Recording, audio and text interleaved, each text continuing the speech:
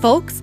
You're listening to Heaving Bosoms, the podcast where two best friends recap romance novels and other romance media while breaking down the details, giggling, and going on tangents. This week, we're starting off with a Patreon shout-out. Marissa H. You are descended from Baldur, the Norse god known for his beauty, wisdom, and fairness. He was the god of joy, the summer sun, purity, and light. It's said he was so charming and beautiful that he was literally radiant. You have gotten so many of his traits, but wisdom and fairness are chief among them. Your purity of soul and efforts to help those you love make you radiate love from the inside. This week, we've got another special treat. It's Treat City over here at HBHQ. Jenny Nordbak joins Erin and I to talk all about our new podcast, Bonkers Romance, her debut novel, His Leading Lady, and recap the wonderfully awful Netflix rom-com, He's All That. Here we go.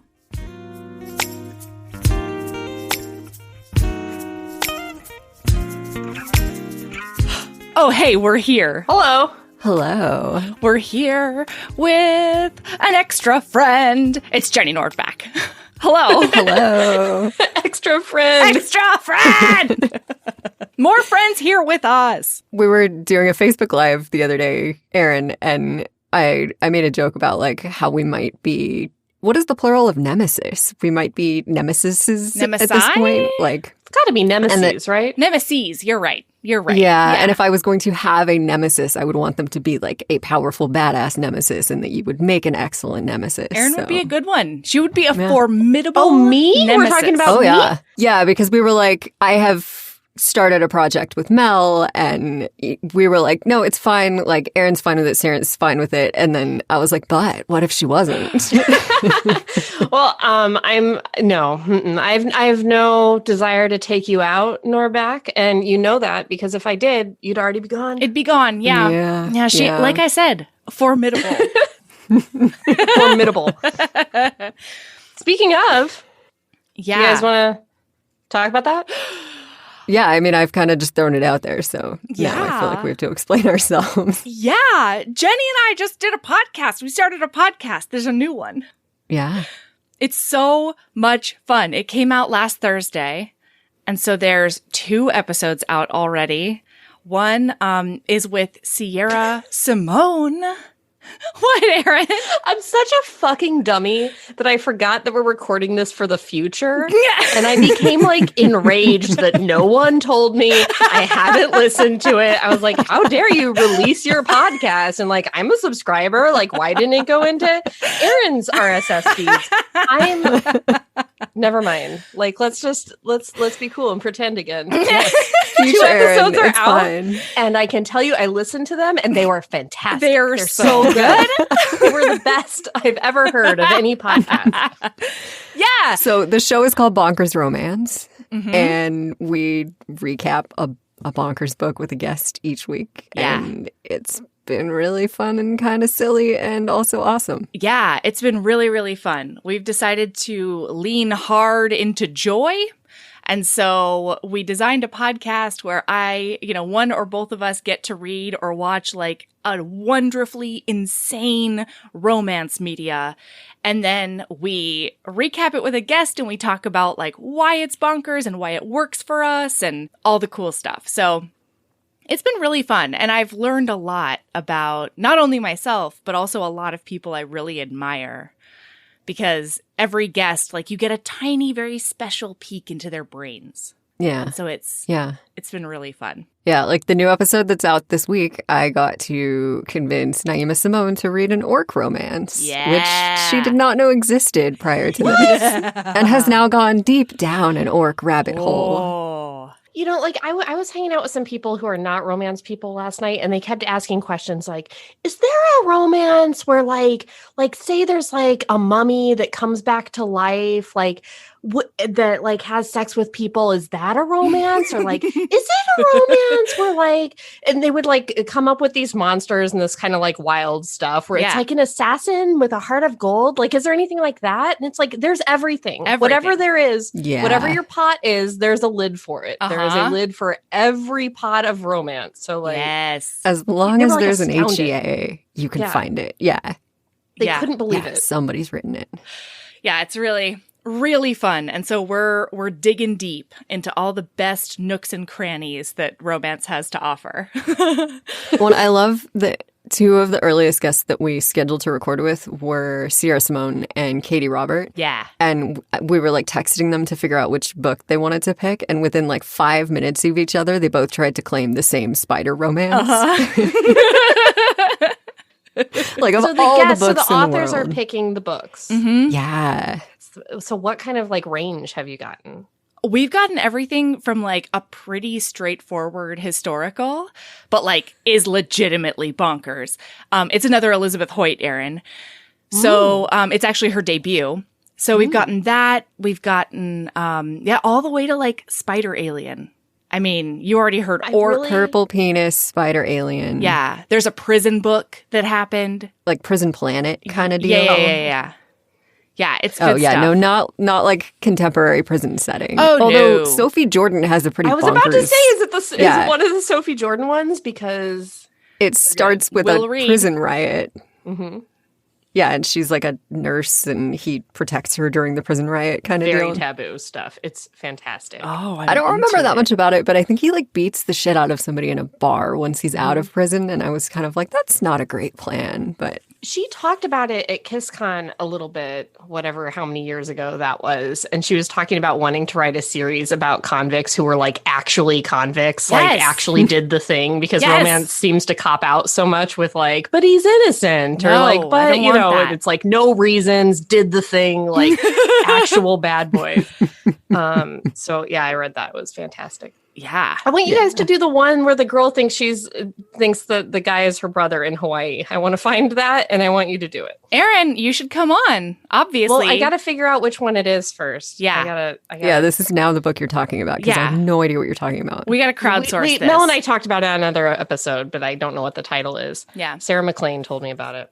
Yeah, I just love now that like we are establishing that as the brand. People are coming to me with like, have you heard of the book where like his brother is killed by a gorilla and he's the twin and his wife is pregnant, so he like comes back in a book. Wait, you have? Yes. They were like gorilla twin book, and I was like, wait a second, his twin is a gorilla? And they were like, no, his twin gets killed by a gorilla. Right, and then he's like, she's pregnant, and so he doesn't want to compromise the pregnancy, the twin brother, so he poses as the husband until she has the baby so that she doesn't have like a miscarriage or like nothing happens to the pregnancy. No. Then they fall in love, but she doesn't know that he's not her husband. He got eaten by a gorilla. I can't remember the name of it. Oh my God, maybe we have to talk about that book. Listen, we have a long list, because if someone is stumped, we are taking suggestions so that we can send people, a list and be like, what do you think out of these? Maybe one of these will strike your fancy. Yeah. But Jenny has also been like extra busy, because not only have we whipped together a podcast in a couple of months, but Jenny has a big, giant debut romance release coming out tomorrow. Yeah, wild, right? It's so wild. I was like, I've got a book coming out in September. Let's also make a podcast, because that's not stressful enough. So tell us about it. Tell us about your book. Okay, so backing up, I never wanted to write a memoir. Like, that was not something I was interested in doing. I think there's like a certain kind of person who thinks they're interesting enough to write a memoir, and that's not me. And I fought this battle over and over again. I was like, I want to write a romance, but I want to just like use this world that I've been exposed to and like explore what, sex work and falling in love and yada yada, what that looks like. And they were like, not interested. It was right after 50 Shades of Grey, like the whole craze, and they were like, do you know how many 50 Shades wannabes are crossing my desk right now? Like, I'm not interested. If you want to put your real name on it and write a memoir, we will sign this book deal right now. Like, slide it across the table. Here's the book deal. Wow. But otherwise, like, not interested. So, you know, there's like 25-year-old Jenny sitting there going like, I want to be a writer. Am I going to walk away from this book deal? No. So, no. Fun fact, like, I don't know. If you're in your 20s, please don't write a memoir. It's not a good idea. Why? I loved your memoir. I just had a great book. so much growing up to do. I think it's fine for what it is, but I still had so much growing up to do. So it's weird how, like, you think you are a fully formed human in your late 20s. And then when you reflect back on that, even a couple years later, you're like, oh, I made some stupid comments about birth control or whatever it is. So I think it's just like an odd experience to have that moment in time of like your mindset. And then when people are reading it, for them, it is you now, even though it's you in the past and you've kind of grown from that. So anyway, fast forwarding, this is the book that I always wanted to write, which is like, I've just always obviously lived romance. And so it is like an A-list Hollywood actor and like an elite dominatrix at like the fantasy dungeon of my dreams, not like the disaster dungeon that I actually worked at that was like not in any way safe. And there was like no security and no panic buttons and like all that kind of stuff. This it's is like, the dungeon a way grown-up Jenny would do it, were she to do a dungeon. Yeah. Yeah, like if I was going to build do a dungeon, right? I'm sorry. Yeah. Just all of a sudden I realized. Bonkers Romance presents Jenny Does Dungeon. Yeah, so it's like the fantasy dungeon of my dreams of like when you're working there, you're like, what if we had this, that, and the other? And so it takes like all the fun, good parts of working in a dungeon, but makes it like safe and hygienic and more fun. Yeah.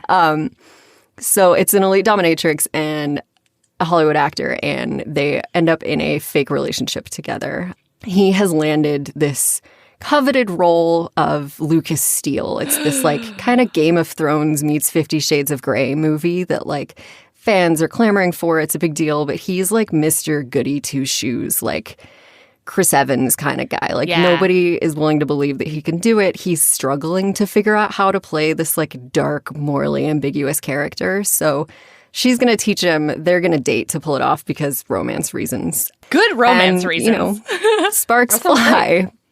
But I don't know, I think I like played with the idea that I think we like to make everything binary, right? Like we have switches, but usually people see that as like you are acting as either a sub or a dom when you're a switch. And I wanted to explore a little bit more the idea that like people's sexuality and people's kinks aren't usually that binary. Like she is submissive, but she's like this very dominant submissive. So you kind of get like alpha versus alpha going on between the two of them. And he has to be like alpha enough to handle her at her strongest in order to kind of fulfill the needs that she has. So that is the book.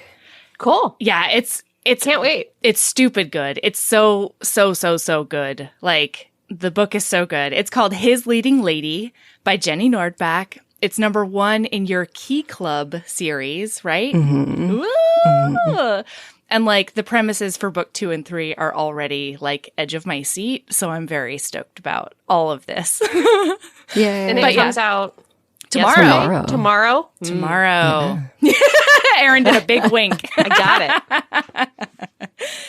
Yeah. Oh, I cannot wait for this to get into the world because Elena Forever, she taught me something about my sexuality. It's great. It's great stuff. It's more than just a romance. All right. So we talked to you about what we were going to recap today. And we were like, listen, there's this Netflix movie and it's a reimagination of She's All That, but with the genders reversed. And we think it could be fun. And then we tortured you almost to death by making you watch it. Jenny texted us being like, I can't finish it. It's so bad. I can't even get through it. She said it was so dramatic. Oh my God. What was the first note you wrote down, Jenny? I want to stab myself is my first note about this film. Wow. Yeah, no, I think I made it like 8 minutes in and stopped it and started texting them to be like, are you guys serious? We sure? Have you watched it yet? Are you sure? Melody said, with your podcast that you're leaning into joy, and I think that you, I'm just going to say it, are a liar because you clearly are not leaning into joy.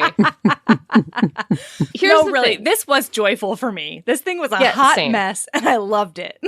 Is this movie but I think good? I probably don't hate it for the reasons that you think I hate it for. Ooh. Like, I did like the sort of silliness of it and the over-the-topness of it. And, like, I don't hate it because it was, like, joyful and silly. I hate it for other reasons that it's not worth me trying to list them all right this second. I'm very we'll get into We're going to get the play-by-play. It's going to be great. Yeah. I just want to be clear. I didn't think it was good, but I did enjoy watching it. Same. Both times I watched it. You watched it twice? No. I didn't take notes, so I was like, I have to watch it twice. I have 3 legal pad pages. Oh, you're the best. You're the sexiest. You're so hot right now. More or less helpful than I hate myself. All right. So we have got this influencer extraordinaire. She's got like 1 million followers on the TikToks, I think is probably the site they went with. And she's like all about makeovers and like manifesting your best self in like the most basic baby pink kind of way. Her room is very pink. Ooh. It has many circle lights in it. All the Did furs. you notice that on her dresser, she had a photograph of another girl in a dance uniform that is like objectively not her? No. You know the evil friend? Yeah. It might be the evil friend, Cute. but it is just a portrait photo of just a girl. Like it's too out of focus to know if it's for sure the evil friend. But like, have you ever had like just a picture that's a photograph of like a different, like just your friend alone in like You have no idea how badly I wish I could just pick up a framed picture of you right now and be like the biggest creep on the planet. Like, it's very weird. Melody has one. Melody has just produced a stick version of me. Well, actually, it's my head on top of Dita Von Teese's body, which is an important I think note. I have that too. It's just out of reach. It's in this bag. Right there. So yes is the answer. Yeah. Maybe I do. Anyway, I just found it very odd. Like as the camera panned around, I assumed that was our heroine. And then when it got to her, I was like, nope, that's not her. Yeah. Yeah, so they do this whole opening montage where, like, she gets ready and then pretends to get out of bed and, like, do all the things. And it's clearly very fake, very influencer, very okay. And then she comes out of her room and closes the door. And it goes from, like, opulent baby pink fairyland to, like, very straightforward middle class white linoleum kitchen. And I kind of loved it, actually. Which they show an outside shot of her house. Yeah. And can I just say that where I live in California and where she is supposed to live in California, that house would cost at least $1 million. Yeah, I was going to say, that's a very nice They place refer to it lives. later as a shack. And I was like, I guess I live in a shack. Yeah. Like, Well, and her mom is a single mom who's a nurse. Like, that's not where they're living in that zip code. There's no way. No, she apparently works so hard to keep them at that school district. And I was like, I don't think a nurse's salary can do that. But, you know, who knows?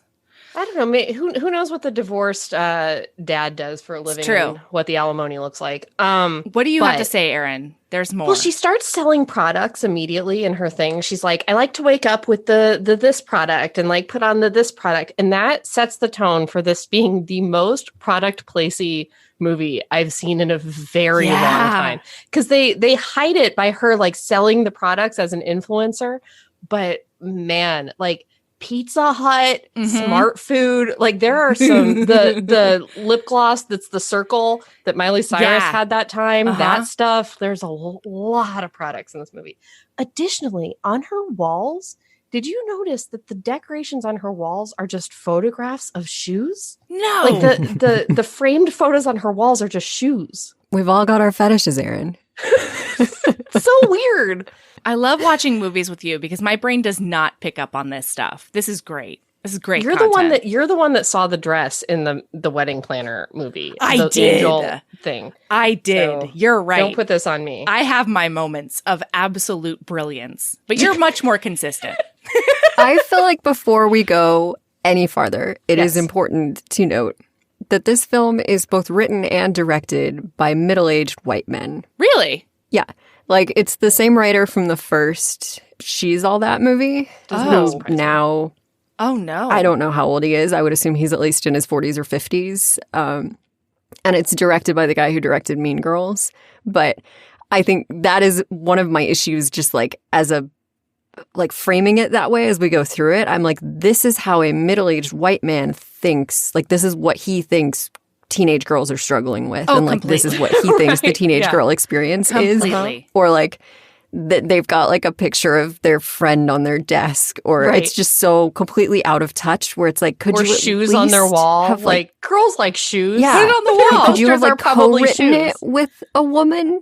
Like even like any woman. Yeah. It doesn't have to be a young woman. Just like a woman would be better than not. Right. Yeah. And listen, I don't know if I'm just looking at She's All That through like nostalgia goggles, but this is objectively much worse.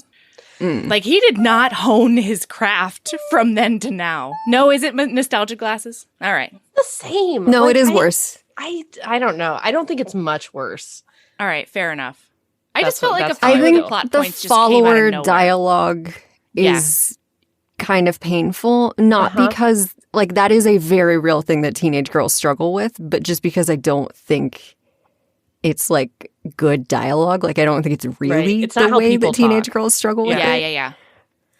But I do think you guys are forgetting how bad the slam poetry / modern art dialogue was in the first. Like, I think we're having a little bit of forgetfulness of how clunky some of the first one was. It is so bad and so iconic at the same time. And That's the I'm thing, it's about to get iconic. ahead of myself, but like Freddie Prinze Jr. having to get up and do that like interpretive art thing, and then he like has the hacky sack and he doesn't know what to do, Don't and drop like it's it. kind Don't of drop terrible.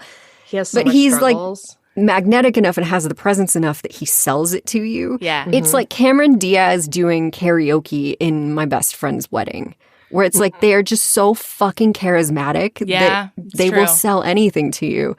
And this movie doesn't have that. Like, her equivalent is like she goes for writing lessons. Like, she doesn't humble herself the way that he does. No, that's she true. never humbles herself. Never. But we will get there.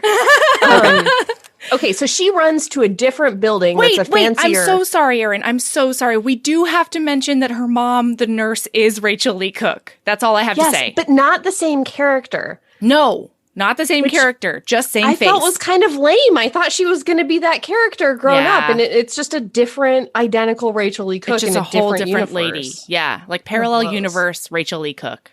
I am at some point going to call her Evan Rachel Wood because I can't get the three names straight. I support that. I understand and That's respect what's in my notes. Be You're on the patient with me. right podcast. Yeah, Jen. we like that.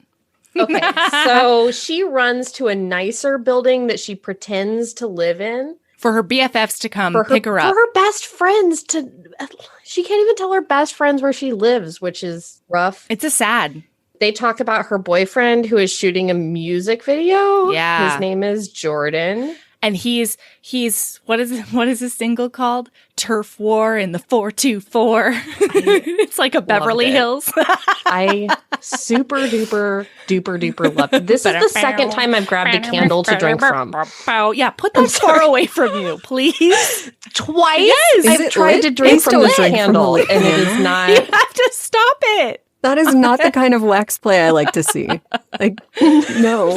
Pouring it in your mouth, that's not something people do, Jen. Just gargling wax. Anyways, okay. So he's shooting a music video. They're going to the video shoot to live stream her giving him a Croquembouche. Because he's a it's a word we learned croquembouche. in the royal With the royal, red, white, and That's- royal we- blue. Yeah, because he pushed him into a croquembouche. We learned that word. That's that right. day. Then we see our hero who is like subversive and like broody. He's just got like a beanie and like a bad wig on. So do you think that he always wore hats to cover up the wig? Yes. 100%. Yeah, he just has like a hat and a wig, and it's like, oh, isn't he so dorky? Look at his face. It like is so overshadowed by the bad wig, guys. Okay, but our first intro to him, he's like in the quad and he hates everything and he's talking to his friend and whatever. And like his little sister walks across the quad and he decides he's going to embarrass her by like yelling about whether she took her laxatives. And I was like, that's not cute or funny. That's bully shit. Like who does that to their really little sister? I was like, you are an asshole and I am not rooting for you. I hope you keep your bad hair. He also calls himself a fountain of truth in a world of bullshit. It's so funny. Okay, man.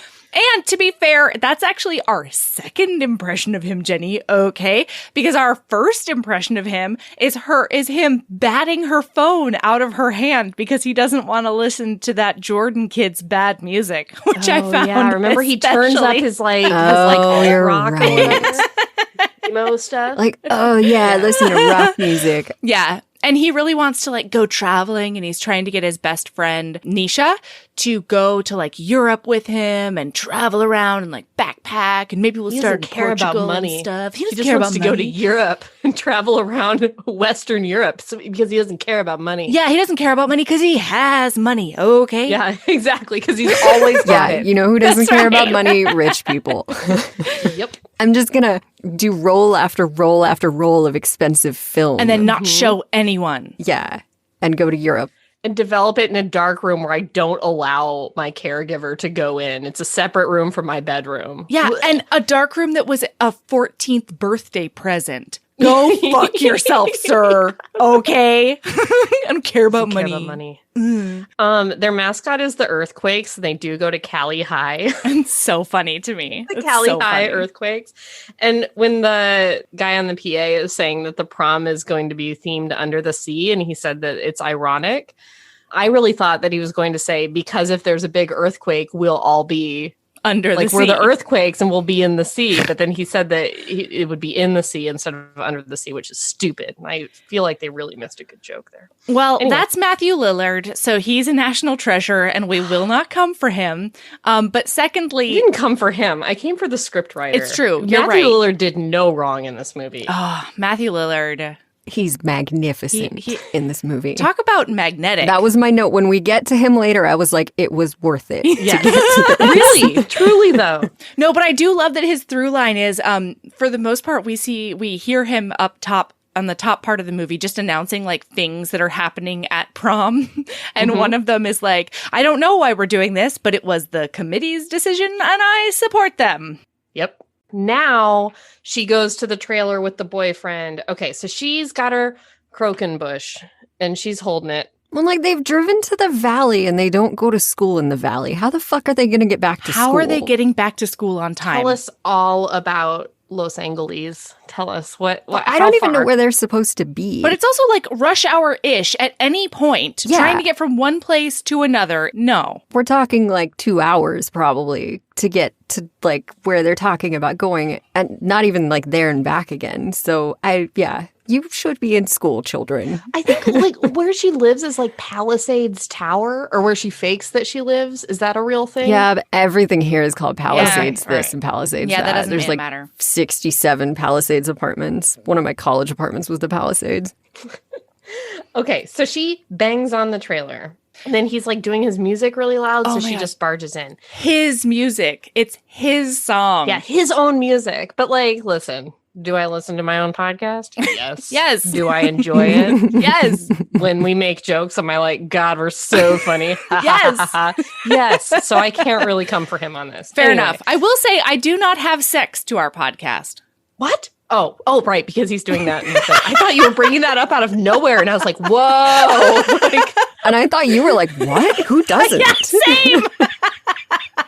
I was like, wow, that is an accusation melody. Like, woo. Yes, he is having sex to his own music, which I kind of find a little hilarious. Like there's something that's like kind of endearing about that. He's such a dummy.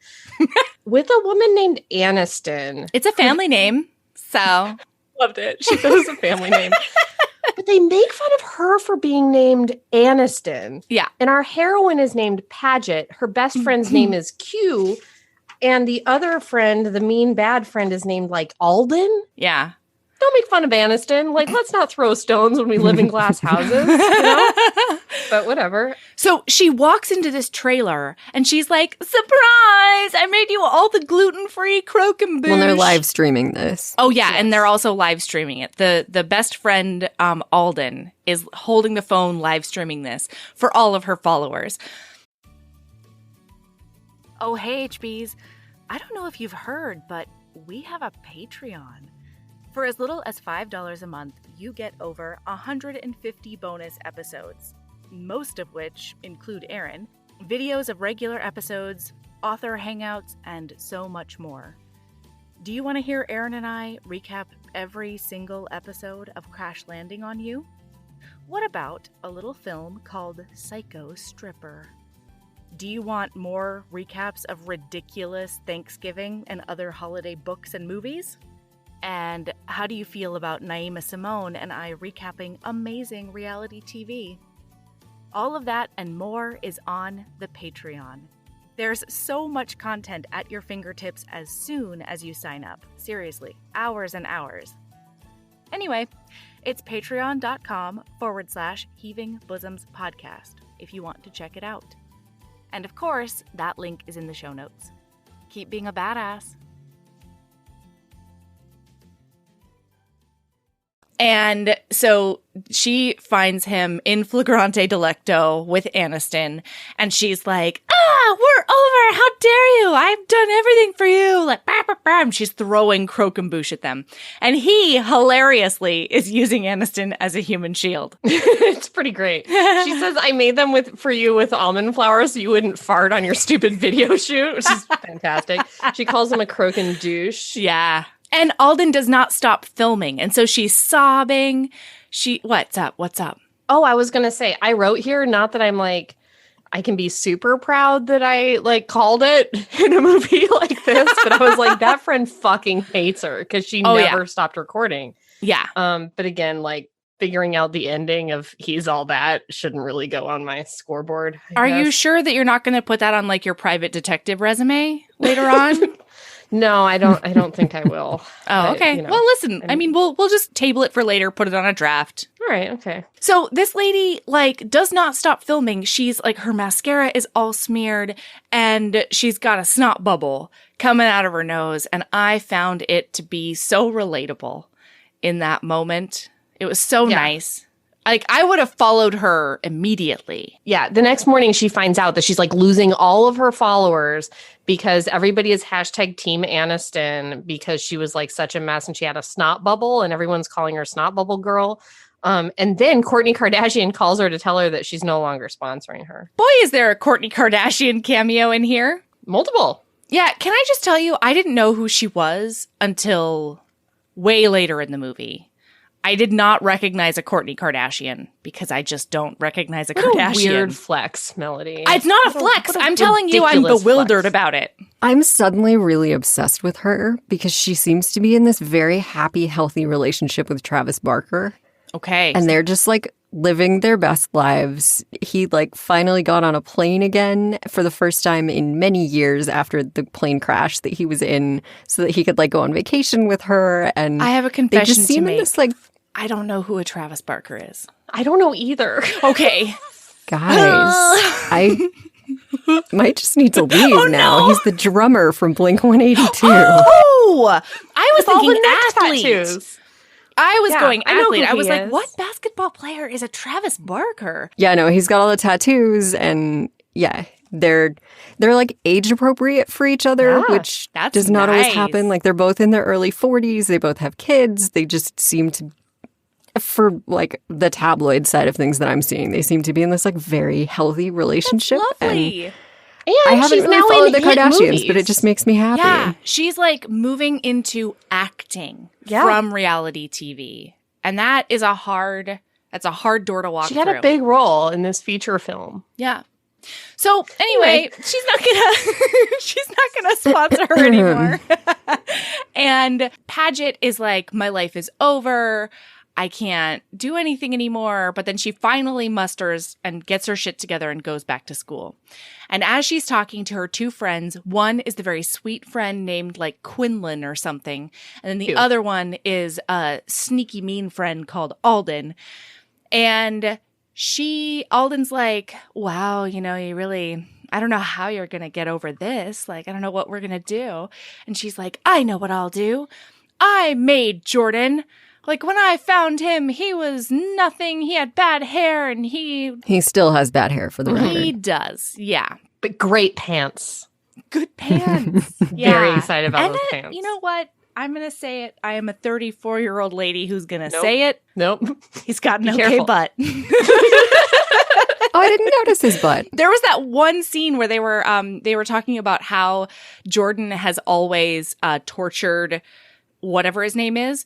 And one of the scenes was him at the lunch table being like, he's got, like, I don't want to look at your underwear down while I'm eating my lunch. And it was just butt. And I didn't hate it. It wasn't bad. That's all I'm saying. Anyway. So Alden challenges her to the bet from She's All That, which is basically like she made this guy and she could make another one. And they pick the loseriest loser for her to make into the prom king.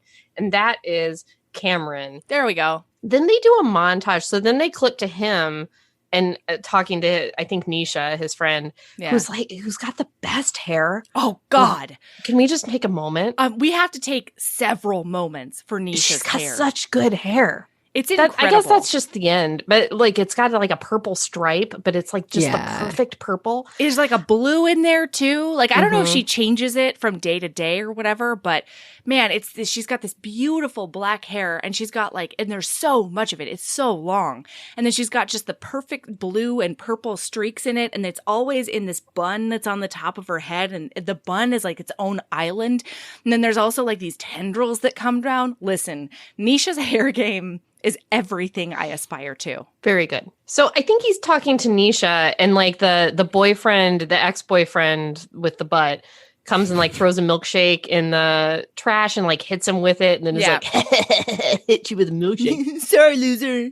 Yeah, he says something about being a pacifist. And she's like, actually, you're not a pacifist. And then they do this montage of Cameron, our hero, just heckling the shit out of the villain, right? Like the ex-boyfriend who has done nothing to this kid. Has he done nothing? Cooler. But in every single one of these things, he starts it. Yeah, he definitely starts it. And his response is to kick Cameron the shit out of him. is a bully. Yeah. But don't you wonder? Wow, okay, hot so like takes later, over here. I did not see it this way. I was just like, look at that douche being a douche. And like, there's one person who's going to say it out loud. What a hero Cameron is, you know? I mean, here's what I don't hate is that later on in the movie, we find out that Cameron has mad karate skills or maybe kung fu skills. Yeah, who knows? And he didn't ever use them before. Like, this was the one thing he was going to, like, he took it from this guy for like 1,000 years. Yeah. I kind of like that. So we are meant to believe the only thing we know about Cameron is that the one thing he likes to do on the weekends is one, take pictures. That's like, you know, the foundation of his character. They like never show anybody's never pictures. Ever. But then two, he likes going to different kung fu movie marathons. And so like last weekend they did a Johnny Wang, and then this weekend he wants to do a Jimmy Wang, and Nisha's like, I think that's the same person. And he's like, no, Johnny's Chinese and Jimmy's Taiwanese, and it's like a world of difference, which is, you know, true. But so we're meant to believe that this kid, the pacifist, like the kind of Dorkosaurus Rex, just like basically did like a robot download. No. Have you seen that movie? The Matrix? No. No, Listen, not The Matrix. I'm sorry, he downloaded Kung Fu into his head via a robot. What other movie are you thinking of? Well, first of all, I've never seen The Matrix. And second of all, I was thinking of Big Hero 6. Okay? So, like, why don't you just fuck off with your absolute nonsense and get with the times, Erin? Enjoying this. You know? get up with the kids, I guess is what I'm saying. I'm glad Jenny's here because I feel like we can't just break up in front of Jenny, you know? I mean, I could instigate it, but I haven't seen Big Hero 6, so I'm on Team Erin here. The line is, I know Kung Fu. That was like the biggest line in the movie, right? All I know about The Matrix is that I practice the backbend he does for parties. That's all. What parties are these? What kind of parties are we talking about? I think, here's what I think, Jenny. I think they're normal parties, but Melody's just doing that backbend. It's normal not that the party is like, weird. In the background doing the backbend, and everybody's like, she's doing it again. No, truly. And they're like, just don't look. She'll stop. It's fine. That was one of my dance moves. Yeah, you haven't been to a party with Melody. This is very on brand. I don't even remember what I was trying to say when all of this happened. Oh, no, I was trying to say that we're meant to believe this kid just watches Kung Fu movies and then does Kung Fu. No, you're Tell me wrong. what I missed, Erin. I don't know. We'll have Jenny be the decider here. But what I think we're led to believe is that he does Kung Fu. They just didn't tell us in the movie until the end. Because I think he goes to classes and practices and that kind of thing. That's why he has a killer body. But I don't think they wanted to tip the viewer off until he gets in that fight with that guy. Maybe all he does is watch Kung Fu on the weekends because that's what he's into. But I think he does it too. Huh. That's why they only told us he was a horse girl? Yeah, you sold me with you don't get an 8-pack. You don't get an 8-pack from just riding horses. I mean, I guess maybe at 18 you do. But yeah, he's shredded. So I would buy that he's doing some martial arts. It was shocking the way this kid is shredded. It's nuts. Mm. Anyway, so they're talking about Kung Fu? What's going on, Erin? So when he goes to school the next day, she's standing there and she's like, hey, I know I've never talked to you before, but I think you're great. And maybe you could take photographs of our fundraiser and he's like, no, as soon as she's like, I thought maybe you could, he's like, no. And she's like, you didn't let me finish. You could take photographs for our fundraiser. And he's like, what is it for? Cancer, homelessness? What's the deal? And she's like, for prom. And he's like, definitely not. You're the worst. Get away from me. Walks away. So then she grabs the sister and tries to get the download on what's he into, what's he like. And that's when we find out the Kung Fu stuff. No, that's when we find out the horse stuff. Oh, no, Kung Fu movies. But then You're right. She says, I'm sorry. He's a horse boy. And in the mornings that he goes to a horse barn and he brushes those horses and he gets their poop out of there. He mucks out their stalls. Horse rooms, and he gives them what their fucking hay. time does their school start? Right? Because my school started at 7. And yeah, we had swim practice before it, but we were already in the building and we went straight from the locker room to our first class. Erin, Listen, slackers, I was on the ice at 5 a.m. You can do it. If you love something and you don't know. Yeah, but again, where is this barn? Where's the barn? That he can, I don't know. You forget, again, Los going 20 Angeles. miles in LA is... It's a Los Angeles horse barn. He's Christian Grey, and he's taking a helicopter to He just takes his helicopter places. Maybe he does, though. He's crazy rich, right? Listen, I don't know. I can't get a read on these people. Jenny, how many barns are in Los Angeles? They're just farther out. There's quite a few that I know of. Yeah, I mean, if you're at the coast, a lot of people have horses or Palos Verdes, there's a lot of barns and horses. There's pockets. I mean, not downtown, but I don't know. It doesn't matter about anything. No one's interested in LA geography. I kind of am, but yes. I mean, this is me trying to figure out the fucking East Coast last time when we did something with Mel where I was like, I don't understand. How does this work? Yeah. You haven't lived until you hear me try to name the seas of the world. So I completely understand geographical confusion. What were you going to say, Mel? I have to say something very sincere. Mm-hmm. And that is that the one person in this movie who has real acting chops and a bit of a future is that sister. Oh, yeah. At the end? Yeah. That sister is good. Yeah. She's the only one who is natural. Characters. No. Yeah. And you are excluding Matthew who's Lillard the sister from in the this, original right? movie? Oh, he's already got his chops. the sister in the original movie is that Culkin. That younger Culkin is That's a Culkin? Rachel Lee Cook's little brother. No, yeah. in Zach's sister. Oh yeah, Zach did have a sister. He's all that, or she's all that. Is the chick from True Blood? Rachel Wood? I think you just blew my mind. It's Anna Paquin. No, it is. It is. I remember now. Anna Paquin? Yeah, and then the little brother of Rachel Lee Cook is Kieran Culkin. Wow. I'm fairly certain that I'm right about this. I mean, I'm looking So, it up. I feel like so the little sister in this movie is talented and should have a future in acting if there's any justice in the world. Matthew Lillard and little sister Bryn. Yeah, Anna Paquin. Wow. All right, okay. So the next thing that happens is she shows up at that barn before school in her equestrian outfit.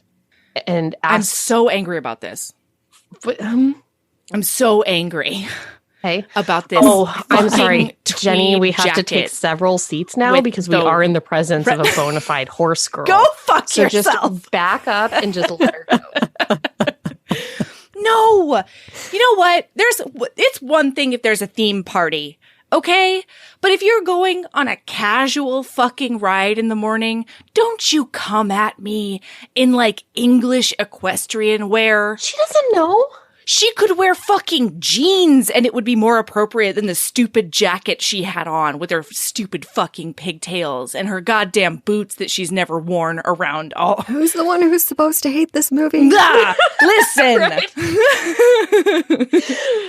Yeah. Well, I mean, I figured it was like she's gonna do a thing for her followers kind of deal. So she wants to look like, oh, look, I'm horsey. Oh, God, it's even worse. I think she just thought that's what people wear when they ride horses. Yes. She Googled horse outfit, and that's what she found. Which, fair. No. You can't do horses wrong in front of this one. Listen. Anyways. So she shovels a bunch of poop. They kind of bond a little bit. Then she gets on the horse. She mounts the horse perfectly the first time. Then he asks her to get off the horse, and then it goes poorly. And then she does fall in a thing of poop, and he laughs at her. And then she takes the poop with her bare hands and throws it in his face. And then they laugh and laugh like maniacs. And like it is nuts. Maniacs. I'm gonna admit I skipped this part, and I somehow managed to skip. I skipped from like somewhere a few minutes before this to the singing part. Oh, wow. Really? Good for you. Ooh, barehanded. I somehow missed poo flinging, which I did not expect to have missed. Mm-hmm. Who laughs when they get shit in their face? He does. Well, the reason that the reason that they laughed, in their defense, Jenny, is that while she was shoveling the poop, she was like, God, what do horses eat? And he was like, hay and grass and like horse feed and stuff. And so then she falls down and then she flings the shit right in his face.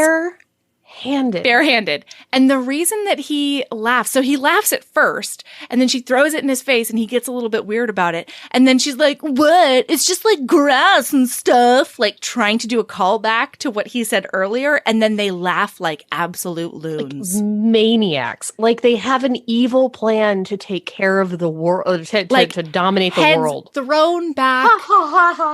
It's bananas. And he has poo on his face while this is happening? Yeah. Okay. Yeah, it's so great then they stuff. go to school. Still with poo on them, I'm sure. I'm sure. Yeah, they are wearing like different outfits. So they must shower at the horse shower or whatever. Are there horse showers? Erin, go away. Is it like the beach where there's like a shower outside? See yourselves out. I was thinking it might be like 4 horses. And then they would like get on their I know what you were thinking. To like fit in the horse shower. They wouldn't have to get on their hands and knees, Erin. Horses are very tall. I do like the idea. Sorry. No, I do really like the idea of like having a horse wash where you just like have the horses walk through and like the things are spinning. Yeah. And you could also do Can that. I just say that I now really need need someone to find a horse, like a centaur romance or something to do on Bonkers because I really need as many opportunities to fuck with Melody about this as possible. just because I have experience in the subject just means that I am to be respected, you know? That's really who I was talking to about centaur romance. Was it you, Mel, that I was talking about the human penis on a centaur? Yeah, we couldn't figure out which way it should go.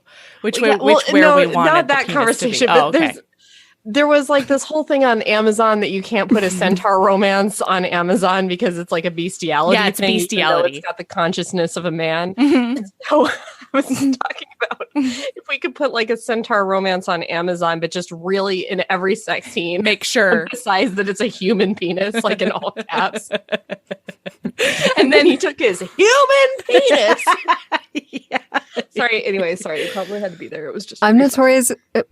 When Cards Against Humanity was like a big thing and you would like go to other people's houses and play it, I'm assuming that was a thing other people did. But and there would be the blank cards. I would always take people's blank cards, and I had a few that I would just like casually write under the table. And one of them was like a centaur, but with the horse on top, and a mermaid with the fish on top.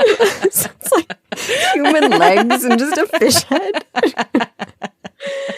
I always think of that SNL skit where Amy Adams is a mermaid and she starts singing about like her fish genitalia. Like there's a prince there that's going to like fall in love with her. And she's like, my mucousy fish genitalia.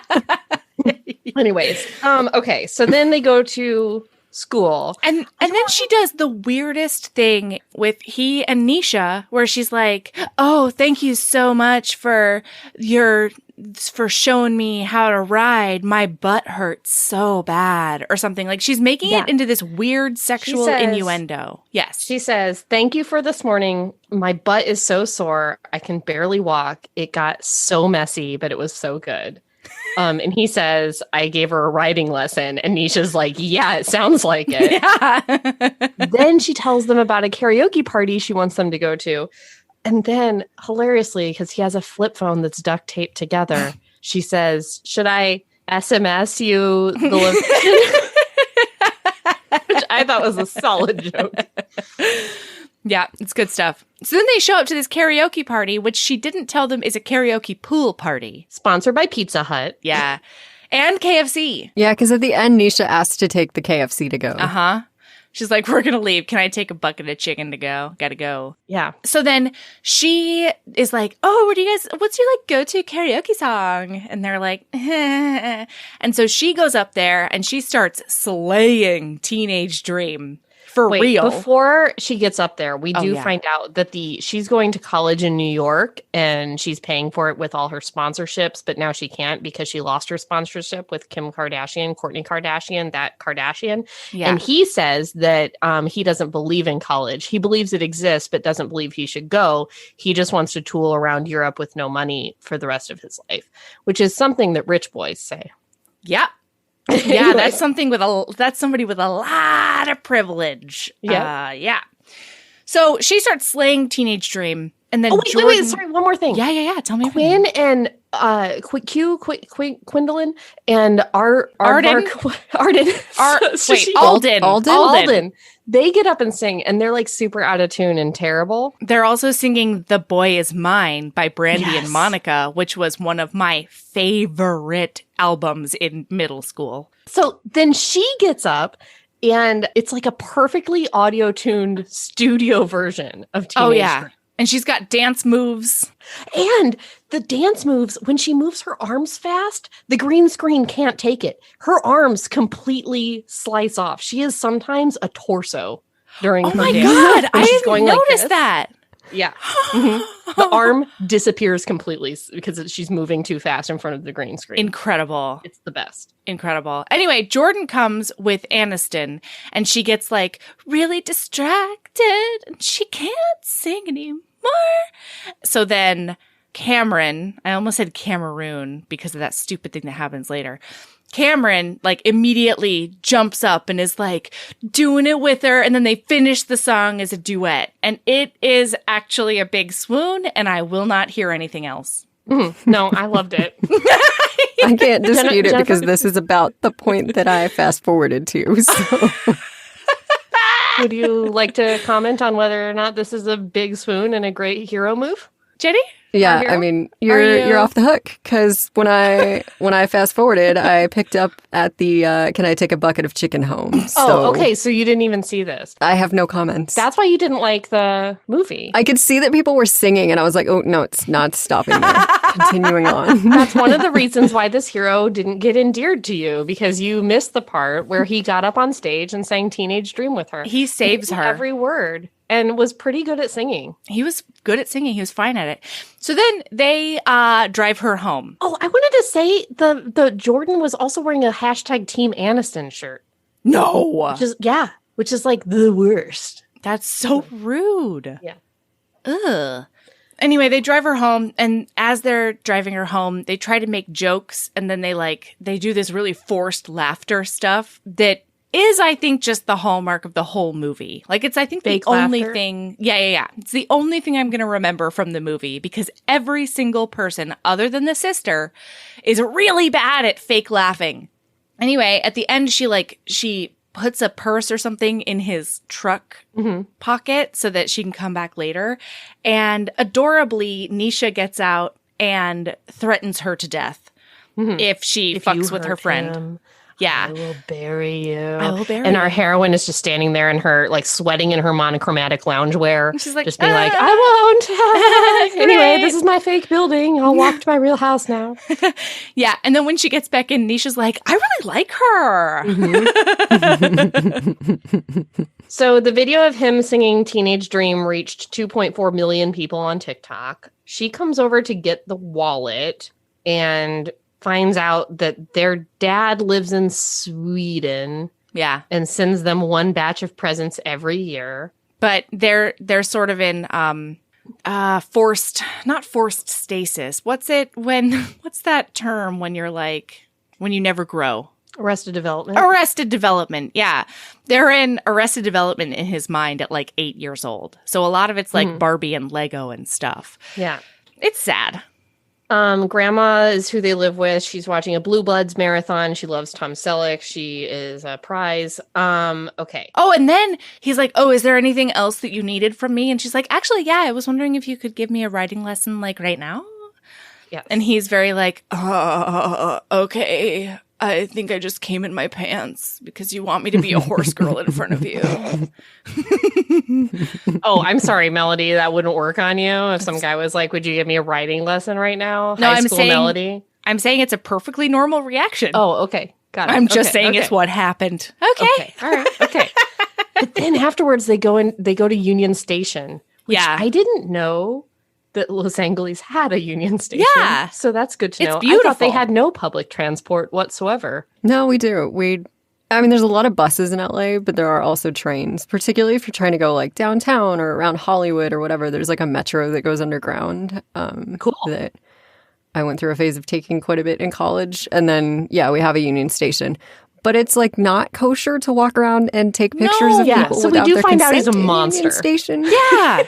Yeah. He's a monster. He's a voyeur and a monster, and he takes these like candid photographs of people who are strangers and also people who are his friends who don't want him to, and they're not good. It's rough. No, I double majored in photography in college, and there were so many just like pretentious douchebags in photo majors, and there's like this whole category of people who think they're going to be like the next great street photographer, and it's got to be like candid and whatever, and like He's that dude. Like there are categories talk about of street photographer photography. people. And he lists some of the like early street photographers and that's who he idolizes. But like it's not cool anymore to walk around taking pictures of people without their consent. No. He says sometimes And he's like, asks I have a and good sense of who it's okay. And like, do you? No, really? the guy gets mad. 17-year-old? And then immediately somebody gets mad and he's like, when I can take pictures and when you run. And it's like, that's not cool. No. Not okay, Cameron.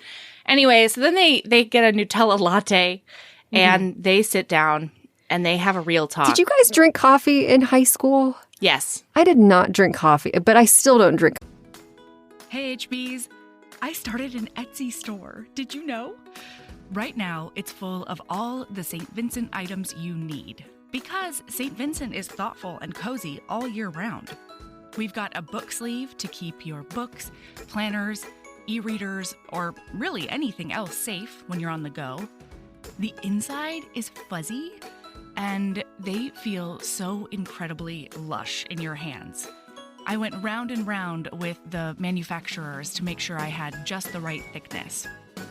Those feature art of St. Vincent and Evie during their carriage adventure that was painted by the amazing Mayara Faraz on one side, and then I created a St. Vincent Would Always wreath on the other side that has a bunch of little Easter egg items in it. There's a St. Vincent Would Always warm brick enamel pin. It's like, if you know, you know. I designed a special edition Marriage of Convenience candle that is specific to Devil in Winter, with the help of HB Jen at Post Pouring Company. It combines dark amber for St. Vincent and rosewood for Evie, and it smells so delicious. It's hard to even wrap my brain around. So if you want to treat yourself or be the St. Vincent you want to see in the world by getting a care package for a friend, check out our Etsy store. The link is in the show notes. Coffee. But I'm like, should teenagers be caffeinated? I didn't drink coffee until law school. And really, that was only peer pressure. I drank coffee in high school because my mom had an espresso shop for a minute. So I would work at the shop and get really hyped on espresso. But if anyone drank coffee in high school, it's this guy. Oh, yeah. Like pretentious photography, like doesn't believe in college, like rich, so he doesn't want any money guy. I did think it was... these lattes are the best. Yeah, but I really, he is definitely the guy who would be like, it's only good if you drink it black. And so I found it very endearing that he was like Mr. Nutella Latte. Sorry. That's true. I did. But he will never be the mayor of New Orleans. That's true. Was it a Nutella latte? Yeah. Oh, I missed that because I fucking love Nutella. So. Yeah. I've never seen a Nutella latte. I would like to have one. I just found a dairy-free Nutella that has changed my whole world because I haven't been able to have Nutella in years. It's like banned in my household because you will catch me at like 2 a.m. eating it with a spoon. Yep. Or let's be real, I just go straight with like, a finger. Mm-hmm. Yeah. I have to put it in the freezer so it becomes hard. And then it is like a conscious choice to then thaw you have to the think Nutella. about it. Yeah. Yeah. That's smart. Or what the real situation is, I take a butter knife and I stab it until some shavings come off. And then I like a weird... Yeah. Anyways, so then we find out that's a peek in behind the kind of curtain of me. We find out his mom died in a plane crash, but like a small plane crash because just the tiniest her boyfriend had a plane. And then she like kind of is falling in love with him a little bit. Oh, he also talks about how at school he hates school because he got his car keyed and like somebody carved a loser into his car and somebody put a fetal pig into his backpack. Yeah. And I recently learned on Twitter that is dissecting a fetal pig is a uniquely American thing. Oh, yeah. So all I could think about was like people not in America watching this movie and being like, they did what? They took a fetal pig? Like, where did they get a fetal pig? They carved a pig from the uterus? My God, these children. No, that's especially Carrie, isn't it? Yeah, so now they're going to an F. Scott Fitzgerald Gatsby themed party. Drop it like F. Scott. Drop it like F. Scott. And I loved how he said, you realize that like Gatsby parties are a symbol of the shallowness of the ruling class, right? And she's like, And she's like, sadly, I think that's the draw. Yeah. then a we have makeover montage. It's a shopping makeover montage. And he says, can I bring a couple people? So he brings his little sis and Nisha because he's not going to be like Rachel Lee Cook and leave all of his friends behind. No. He's going to bring everybody else up to popularity with him and stuff. So yeah, cute montage. This is where we see this supposed child take off his shirt abs, not dick, because that would be inappropriate. No, just but he's got abs. like It's the abs. He's got that rib muscle situation that is always a tiny bit disconcerting. I'm always like, have you eaten enough? Are you okay? How many hours did you spend in a sauna last night, sir? You need to hydrate. Anyway.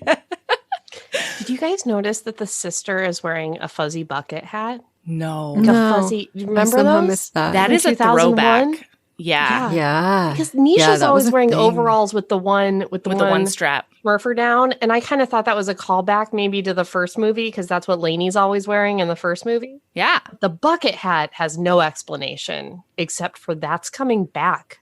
I thought isn't that what the bad ex-girlfriend wore in a few scenes? Well, I don't know. Maybe. I'm almost positive. Okay. All right. Okay. Anyway. Maybe they're I not do back. feel like they kind of missed an opportunity to have like iconic costumery in this film. Like they could have really gone hard and done like Clueless level iconic. And there wasn't really anything that stood out that dramatically. Like the dress at the end isn't anything special. It's like, it was all pretty bland to me. Yeah. Yeah. That's true. Completely agree. Turns out she cuts hair and she does give him a haircut that is hot and sexy. She gives him a sensual haircut. And there is some eye contact that I found very poignant. And then his little sister does call him hot.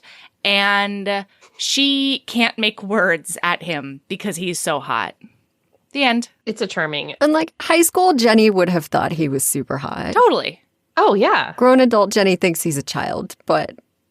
Listen, grown adult Melody was a teensy bit confused simply because he has those he does double have that cheek like mouth thing. Yeah. And he's got like really some cute. nice crow's feet that really like I was confused. I was like, this man he is cute. Isn't 16, but I know he's meant to be like 18 or something. And he's got creases in all the right places, and I was just 22 years old, ladies. Oh, so he's a child still. He was born in 1998, friends. Yeah, all right. It hurts me. So I was 11. Good. Well, when did the original She's All That come out? It's got to be around then, right? It was like 2000. Yeah. Okay. I thought so. But, I mean, yeah, around 99. So he was 1 year old when the first movie, when we all got horny for Freddie Prinze Jr. Congratulations to him. You know, good job, sir. Nice work. You did it.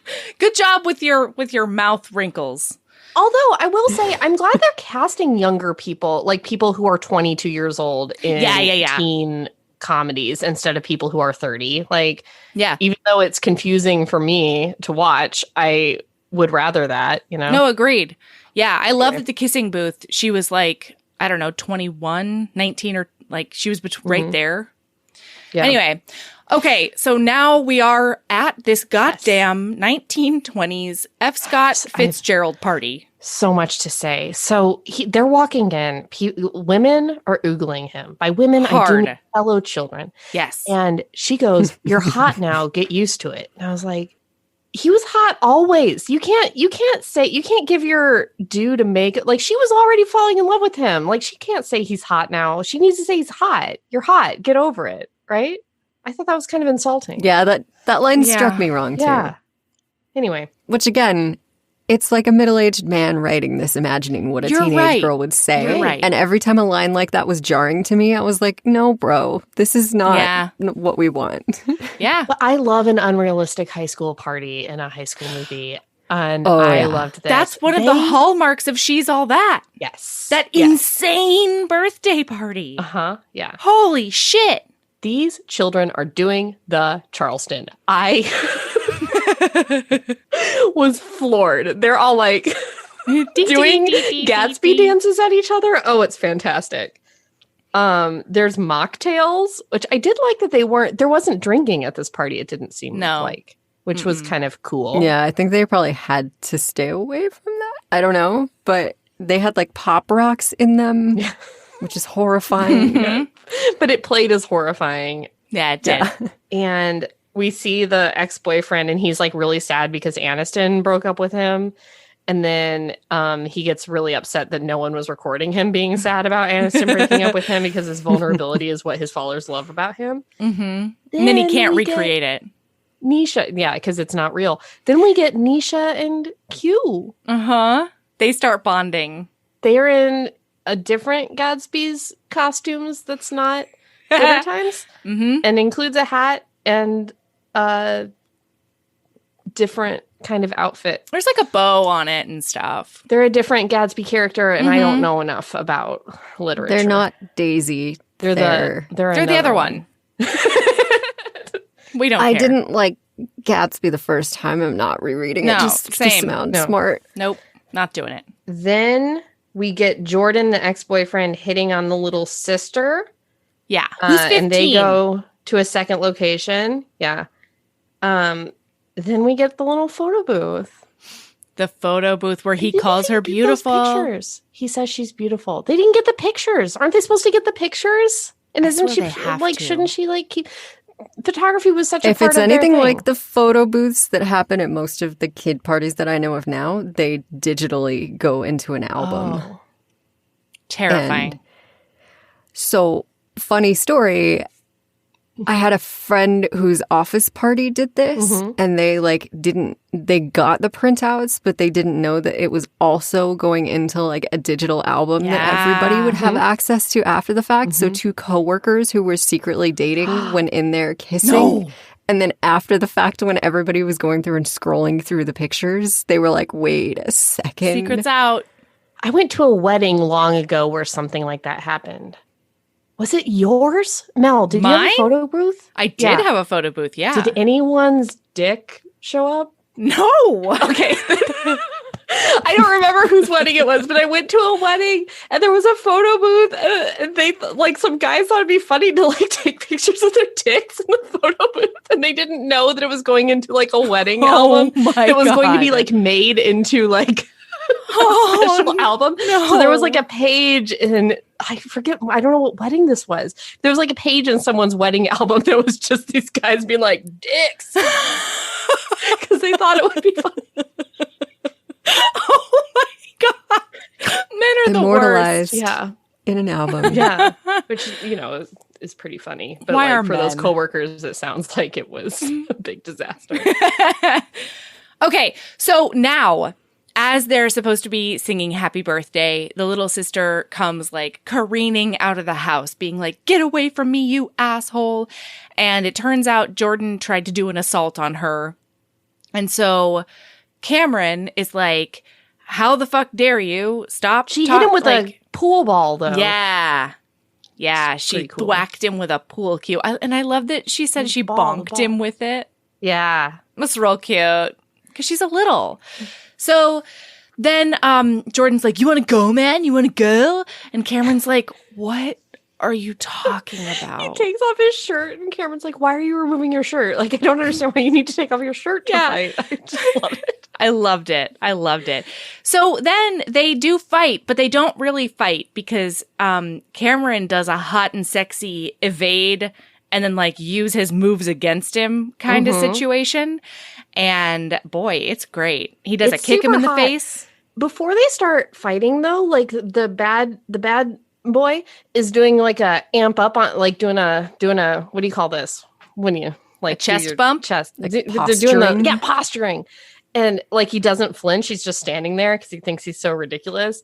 Yeah. And then I really liked the outtakes at the end where the actor kept flinching and be like, I flinched.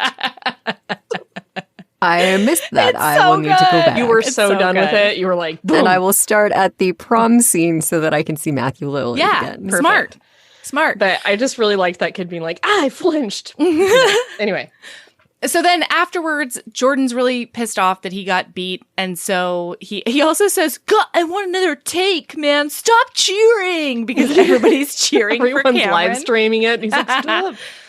And then Jordan throws Cameron's camera, which he got from his mom, the dead one, into the pool. And so that's a big tragedy. Cameron jumps into the pool and gets it, and then he like storms off. Squish, squish, squish, squish. Yeah, Squish Town. when Padgett is like, wait, you're leaving? And I was like, his little sister just got like semi-assaulted and his most prized possession was just ruined. Like, yeah, I think it's probably safe to say he's going to leave. Yeah, but she's not thinking He's of it that also way. soaking wet. Because she's like, oh my gosh, like think of the followers you just got. Everyone thought that was so cool. Like stay at the party. And it's like, you've got to start your learning arc at some point here, Padgett. Yeah. Jesus, you know? Yeah.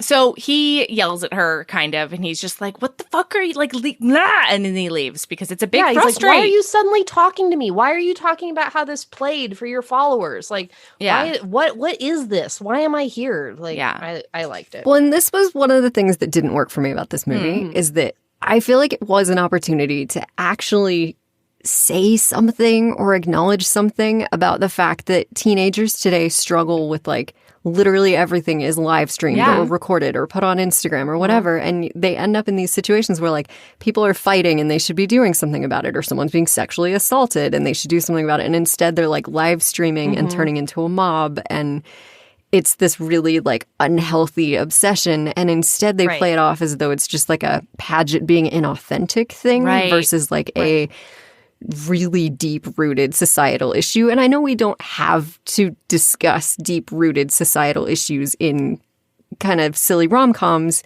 but like you could. One line here from him could have really done a lot. Yeah, like just acknowledging that this is something that kids today really struggle with is like better than just kind of saying it without saying it. Like they're putting it there, but they're not actually doing anything with that thing that is a reality. Right, absolutely. Yeah, I have a lot to say about the end of this movie, which I didn't super love.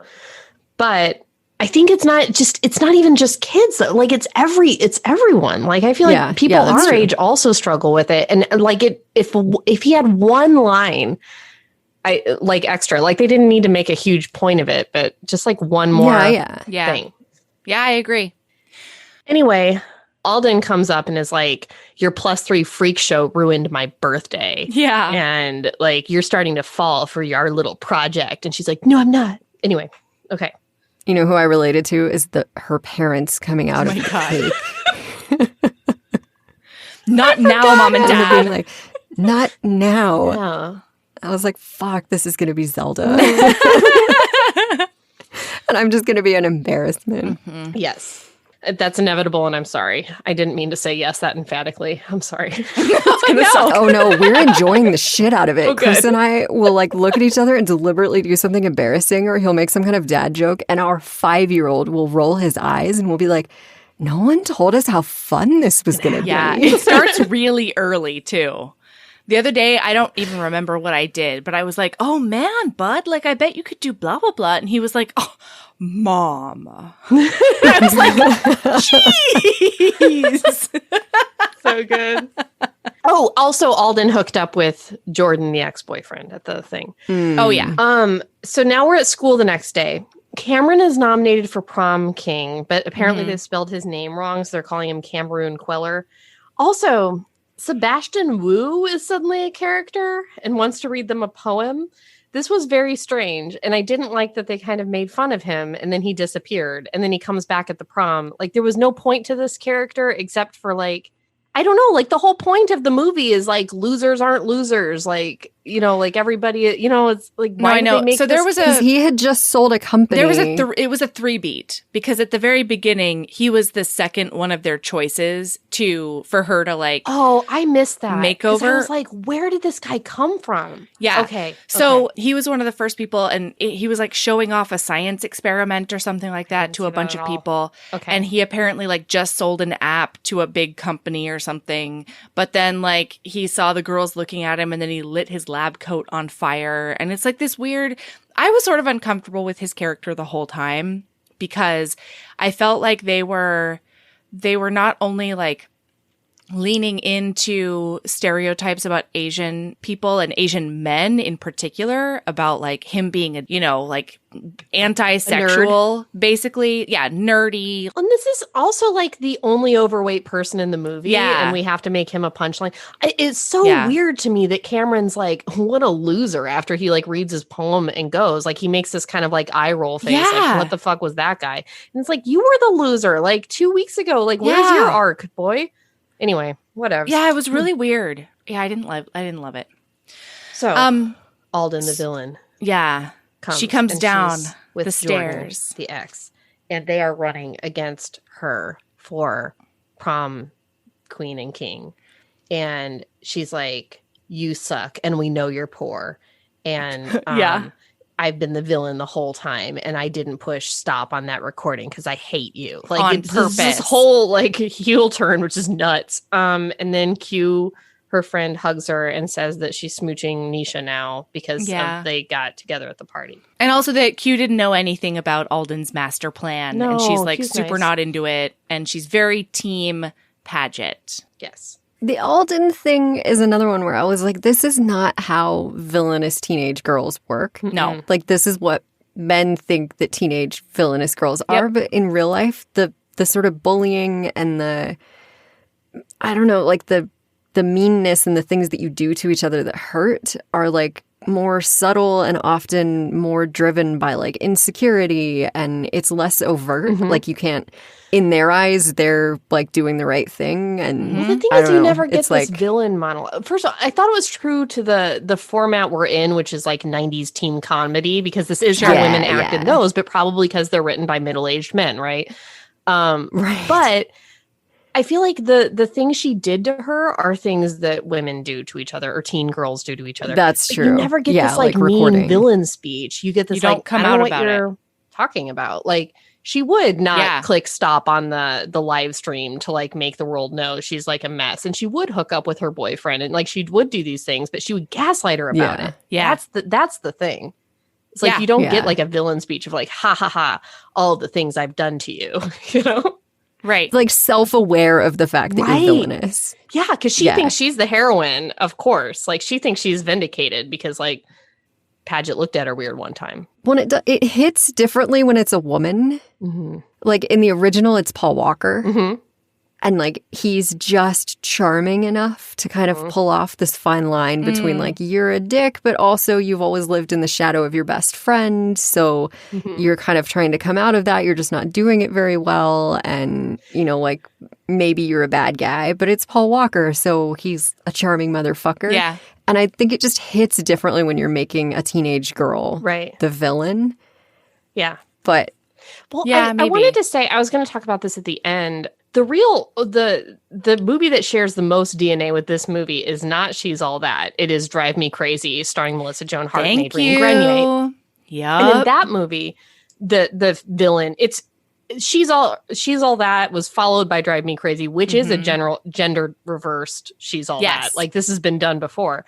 And the best friend in that movie was the same as this. Like had like a little villain monologue. So maybe it's the difference between how women are written and how men are written, unfortunately, because I felt like Paul Walker and She's All That had a good motivation to turn on Freddie Prinze Jr. in that he was always in his shadow and he wanted to like he was more popular. Well, he was Freddie the Prinze king. Jr. was kind of a douche. Yeah. And, you know, like he is a douche and he grows, but at the start, he's like this shallow idiot douchebag. Yeah. So you can kind of see where it's like you aren't rooting for him, but they've always made Paget really like wholesome and noble, and she's paying bills for her mom. And there's no motivation for this girl to come for Paget. It's not like she's always been in her shadow. It's not. It feels like punching down for no reason. Yeah. Yeah, it's not like she's the poor girl and Paget's the rich girl, and she's, you know, like there's so many pieces of it where it's like, this is just punching down is a good way of putting it. Anyways, their assholes to Sebastian Wu. Then they go to the dark room. He shows her the dark room. He wants to show her. She's the only person who's ever seen the inside of this dark room. And he has all his shitty photographs on the wall, like that are like kind of out of focus and like not really framed very well, of people who like don't know they're being photographed. So their faces are all like that kind of thing. To include the one he took of her where she's just like, Anyway, sorry for those who don't have the video. When, like, he got a dark room at 14, and, like, you use chemicals in a dark room, and you're just trusting a 14-year-old Grandma's never been in there. She's never been in there. Ventilation. No, and, Grandma's too busy flicking her bean to Tom Selleck. Honestly. That's really, like, sorry, Grandma is preoccupied. I think we missed the part where they're talking about, like, having sex. Like, him and the sister are talking about having sex, and the Grandma's like, they say something about the first time, and Grandma's like, also the last time. Because you never know when it's going to be your last time. You never know that the last time is your last time, but it was. And they're like, Grandma. Anyway, so they do a smooch in here. But wait. Okay. Lena, he's like, she spills all of his photographs on the ground. Which was the most unnatural physical acting. It makes sense that in the credits there are a couple outtakes of it because, like, those are somehow worse. So I think they just went with the best one they had. Fair. They both get on the floor and they're getting the photographs, and they realize, like, how close they are to each other. And she's talking about how he hides his true talent, you know, in this dark room. And he's like, you hide your true talent as well, like this. And he puts her hair behind her ears, which doesn't at all change her hair. And then he's like, her face. And this. And he grabs, like, a weird, dirty photography rag. Like a chemical so rag. And then he just swipes it across her, like, permanent lipstick. And then he's like, and these. And then he grips her eyelashes in his fingers. And she's like, no, please don't rip my fake eyelashes out. They're really glued on there. And then... Was he saying that, like, she's beautiful without makeup? Was that the point? I think he's saying that her true talent, because she's like, you're hiding your true talent, right? And he's like, so are you. Your true talent is your face without makeup. Yeah. What? This is a girl with no interests or talents besides... He's been negging her hard all movie. And he doesn't even know it, this idiot boy. Yeah, can you imagine if you told a teenage girl, like, let's just tuck your hair behind your ears and, like, wipe some of that off your face a little bit. Like, they're insecure enough as it is. So anyway, they do a smooch, and it's apparently a big romance. But then she's like, Cameron, I have to tell you something. And he's like, oh, I have to tell you something too. And since I have a penis, I definitely need to go first. And she's like, okay.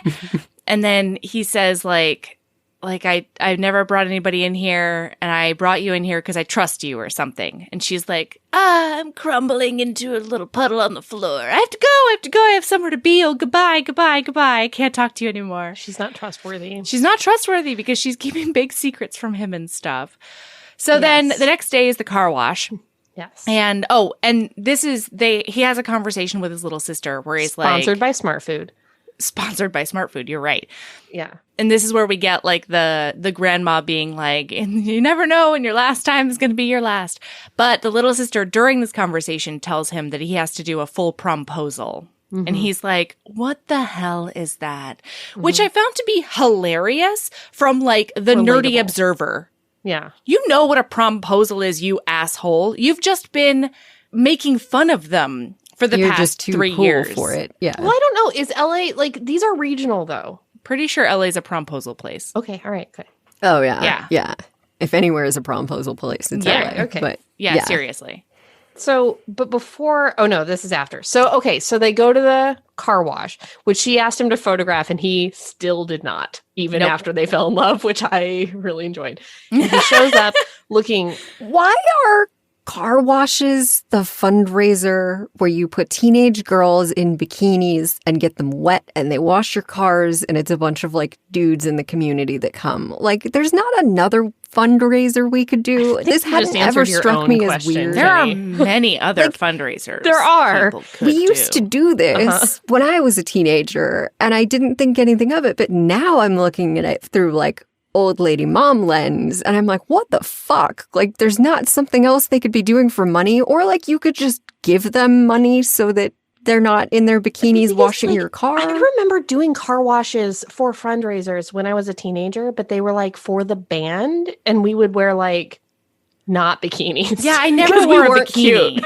Like, I did car washes and stuff, but I was like, patriarchy does not want this teenage body in a swimsuit. And so I'll be... We were just pasty and weird. Like, we just knew. Early. It has No nothing one to do wanted with it. slut phase. Yeah. Yeah, no, it's not... So, which makes even less sense, you know? That it But would they just be still like some managed weird to pimply pale sexualize kids it. being like, Yeah, it's true. my t-shirt's wet. You know? It's weird. With like dirty water. Yeah, like It's dirty not, water, hair, and like a, you know, like no makeup, you know. So okay, so he brings the photograph that he took of her, where she's like, and then he gives her some roses and asks her to go to prom, and she says yes. And then all of a sudden, Aardvark, the evil friend, comes out from nowhere, and she's like, "Oh, you're going to prom together? Well, I guess that you won the bet that we had that was about you, where we took the biggest loser in school and made him into the prom king." And then he says the iconic line, "Was I a bet? Was I a fucking bet? Was I a fucking bet?" Then Paget, and she just like, goes, but that was before I fell in love with him. "Fuck And then, you all," he yeah, says. he like leaves. He says, "Go to hell," and then he leaves. To maintain the PG-13 rating, he does, and not it's say over fuck again. And that's the end of the movie. And that's the end. So, and then they each find somebody who they have more chemistry with. No, because if you stop there, we miss Matthew Lillard. oh, at I'm prom. sorry. You're right. You're right. You're right. Yes, we miss a lot of the joy. Gotten through this entire thing just to get to You're that. right. So she has a conversation with her mom, Rachel Lee Cook, Evan Rachel Wood, where she is ironing her prom dress with an iron. What is that about? No, ma'am. So she's going to go to the prom. And then the sister goes to him at the barn and is like, "I got into your closet and I got some formal wear and you have to go to the prom." And then she says the best line ever, where she says, "Why are there so many Skittles in your closet?" And he says, "I spilled some Skittles in there." It's so funny. I loved it. Anyway, and then the sister does a big Oscar acting time. Yeah, she does a real good acting about Dead Mom. And she says that since Paget has made him wear better clothes and go to parties, that he's been smiling more, and he's like the little brother that she knew before their mom died in a plane crash 4 years ago. Yeah, tonsil hockey really brightens his mood. I mean, yeah. Yeah. He is all of us. Tonsil hockey It's true. brightens anyone's mood. It's true. Okay, so now it's the prom. She's wearing a red dress that is pretty regular, and we have a dance competition. Dance off. We have a dance battle. Because Aardvark, the evil one, started her own dance team that will face off against Paget's dance team at the prom. Which, we've never seen a single practice. The only thing that has been dropped about this is that Matthew Lillard has been on the PA system being like, "There's going to be a dance presentation. The dance presentation has now turned into a dance competition." But that's it. Well, and that Aardvark Death quit. telling her that she has started her own dance club. Right. So now they do a fully choreographed dance battle in which nobody ever stops dancing. It's not like one side dances and then the other side dances like a normal fucking dance battle. Together. As if they practice together. It's fucking magical. I loved every moment of it. I actually legitimately cheered. In my living room. It. Loved it. It was ridiculous. Jennifer? I got really thrown by how they were dancing in their heels. Mm-hmm. Oh, and Because they're it just was mermaid mesmerizing dresses. and beautiful. Mm-hmm. They didn't even change their clothes. There's a lot of cutting, and I was like, that's because they cannot dance in those heels. So you can get 2 seconds of them doing it before they start to fall off their shoes. And then It's true. So good. But Matthew Lillard is like, we have some weird fucking traditions at this. Yeah. Weird ass So traditions. good. I don't think he says fuck because we've met our weird fuck quota traditions at the school. He's got a great suit and great glasses. He has this great banter bit with the DJ who's like a 14-year-old kid. He's like, where's your stuff? Where's your spin tables and your stuff? And he's just like, I've got my phone. And Lillard's like, we paid you $4,500 to come here with your phone. And the 14-year-old kid's like, yeah. Yeah, He's I like, guess. do you know that's how much more than I make in a month? And the kid's like, I know now. I guess I thank you for that information, sir. Like everything Matthew Lillard does in this scene made everything else I had to endure worth it. so good. He just So funny. nails it. That moment where, so then he because announces. Matthew Lillard is me with teenagers, where he's like, "Could you just put your phones down for a Yeah, minute?" he's like, I know you've all got this on live right now, but like if you just put your phones down, it's actually happening live in front of you now. And then Okay. when he announces prom king, Jordan does win the prom king, and he's like, oh, look at how humble he is. You just want to slap him in the face. No, I would never slap a student. Well, not until they graduated, but he's not graduating, so You'll never graduate. it's so good. Okay, so we've got our girl Paget. Nisha agrees to help her. Like Nisha was very, I don't like you on account of you hurt my friend. Remember what I told you. But now she's going to agree to help her because they need 2 phones to be able to stream this and also take over. What do you call it when you make your phone go on the TV? Airdrop it? Airplay Airplay it to the thing. I was going to say probably. Airstream, and that is a camper. You're going to airplay it onto the thing. Here's the thing about this. She does win the prom queen. I feel like This was supposed to be a big humble moment, and it wasn't. right. I feel like the end of this movie, to complete her arc, she needs to not go to prom and not live stream anything and not do anything for her followers. She needs to show up at that barn in jeans and dance with him in the barn and not give a fuck about prom or prom queen or followers or Instagram or TikTok. The problem with that ending, unfortunately, is no Matthew Lillard and no dance montage. So I can understand why it ended this way. It's a conundrum. But character-wise, it should have really gone the other way. Mm-hmm. So, Yeah, you're completely right. Anyway, so what happens is, boy, does she win prom queen. And then she does this whole speech about how this is who I am and this is who I am. And here's a beautiful picture of me, but it's all fake. Here's who I really am. I wake up in the morning and I'm tired just like everyone else. But those and pictures of her are not really ugly pictures of her. No. They're like that, and they should She's be like like, this. I've had a zit She's one got, like- time in my life. Yeah. And full face of makeup on the zit photo, too. Yeah. Oof. Yeah, it's a ridiculous notion, this whole thing is supposed to be growth. Yeah, and so anyway, she's like, it's all fake. And a really wise person told me that high school is just full of people who are scared and trying to be someone else or something like that. I mean, sorry, pageant, that's the whole world. So That's it. Woof. That's it. But she's not saying any of this to the person she needs to say it to. It's a performance for her million followers. Jenny, she's live and- streaming it, so like he could tune in anytime. You know? Yeah, That's really I on him. I mean, like, but He's is the he one there? Like, are they who going has clip to make the him grand gesture in the back, you know?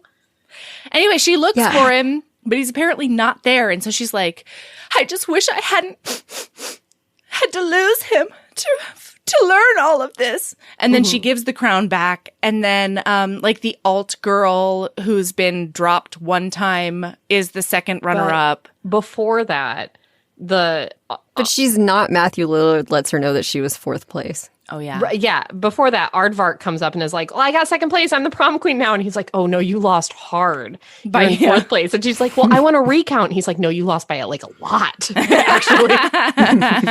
So Celeste, Black's lipstick, wins. She gets up there. She tells everybody to suck it. Then And the she kiss punches my Jordan comment in the was- face. If Oh, yeah. Celeste does not write romance yet, she's going Oh, to. I hope yeah. so. And I hope it's real good.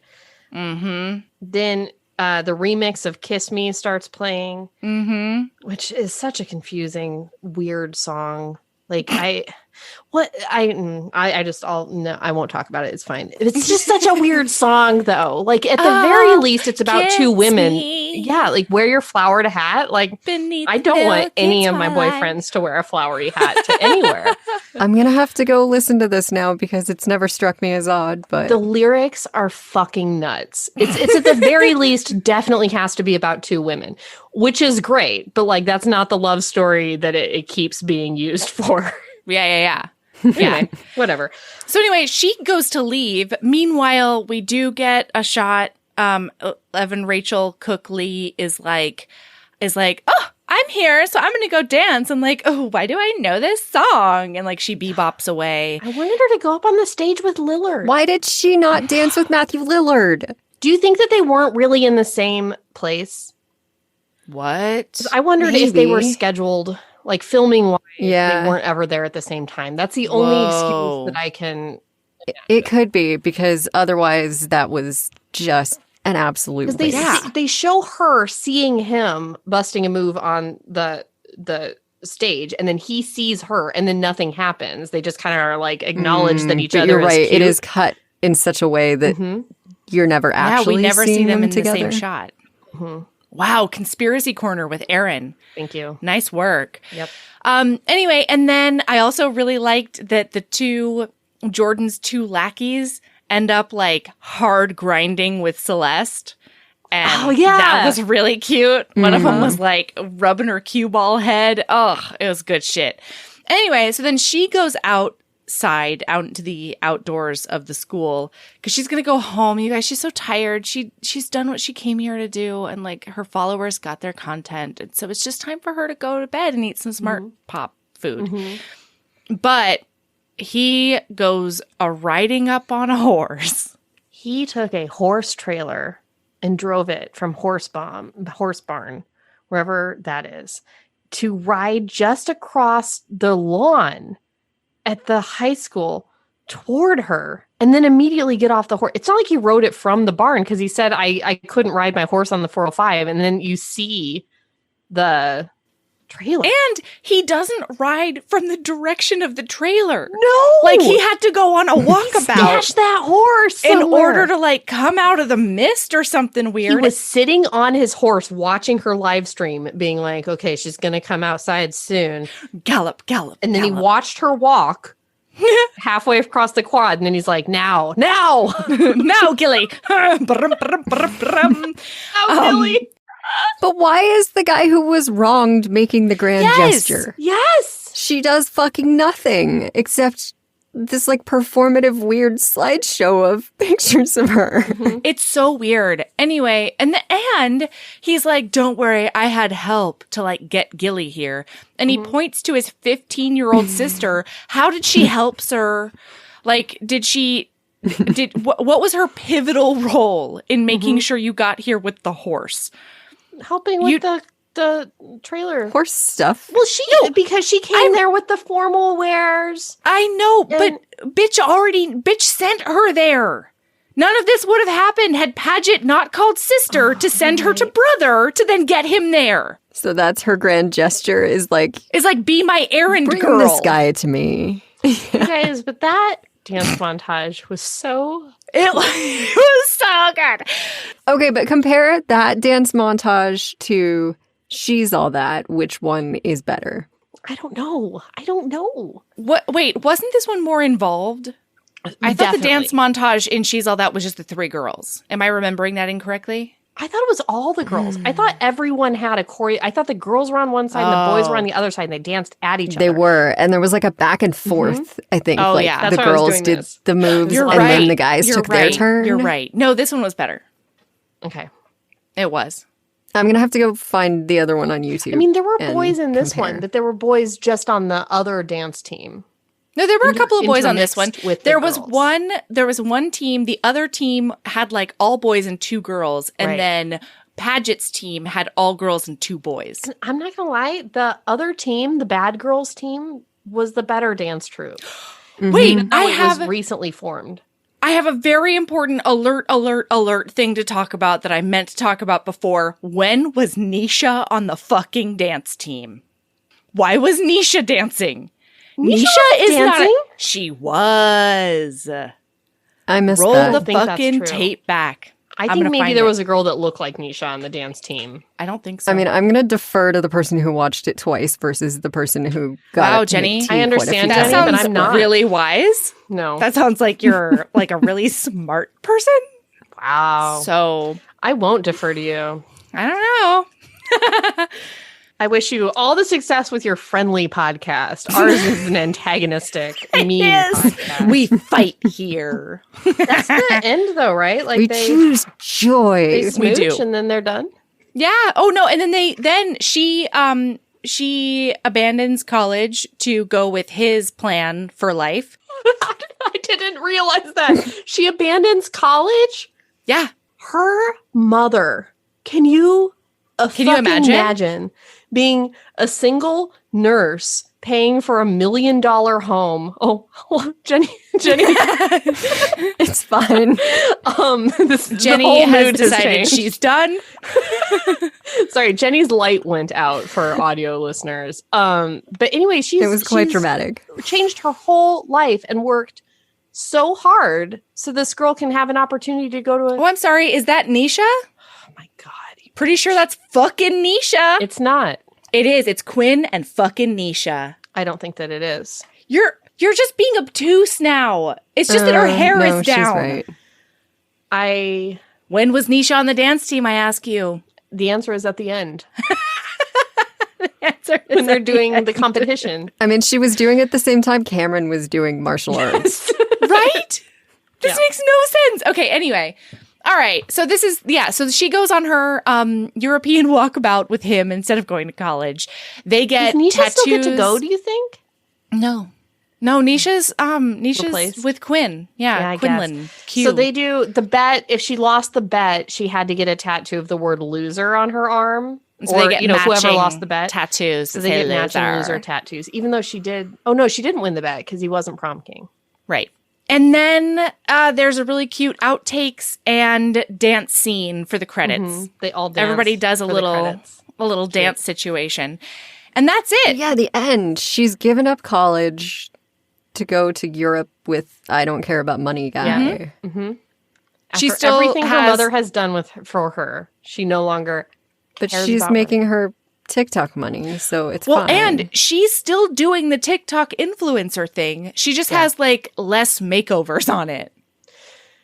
And now he's involved. Yeah, she says she's going to post every day. She's going to get different sponsors because she does, when they're right about to smooch, she does screen that call from Kourtney Kardashian and says she's not going It's true. be with her anymore. She's like, go make out with Blink 182. Okay, Kourtney, get out of here. So, I think that's it. all right, Jenny, do you have a lady love? Fuck, I was thinking about this all week and I came up with like 6 of them. And of course now I am blank on like literally everything I've ever seen done Okay, or it happens liked. to me every week. Every week. Yeah, me too. Fuck. All right, Mel, you go. Or I can go. Okay. Somebody else go. My son made a bold choice this week. And during family movie time, he saw the Prime Video advertisement for the live action Cinderella. And the new one, not the brand new one, although the brand new one is fantastic. But yeah, he saw the new live action Cinderella and he was like, I want to watch that. And in the vein of movies that are bad, but will bring you much joy. This is the one with Camilla Claberfia, right?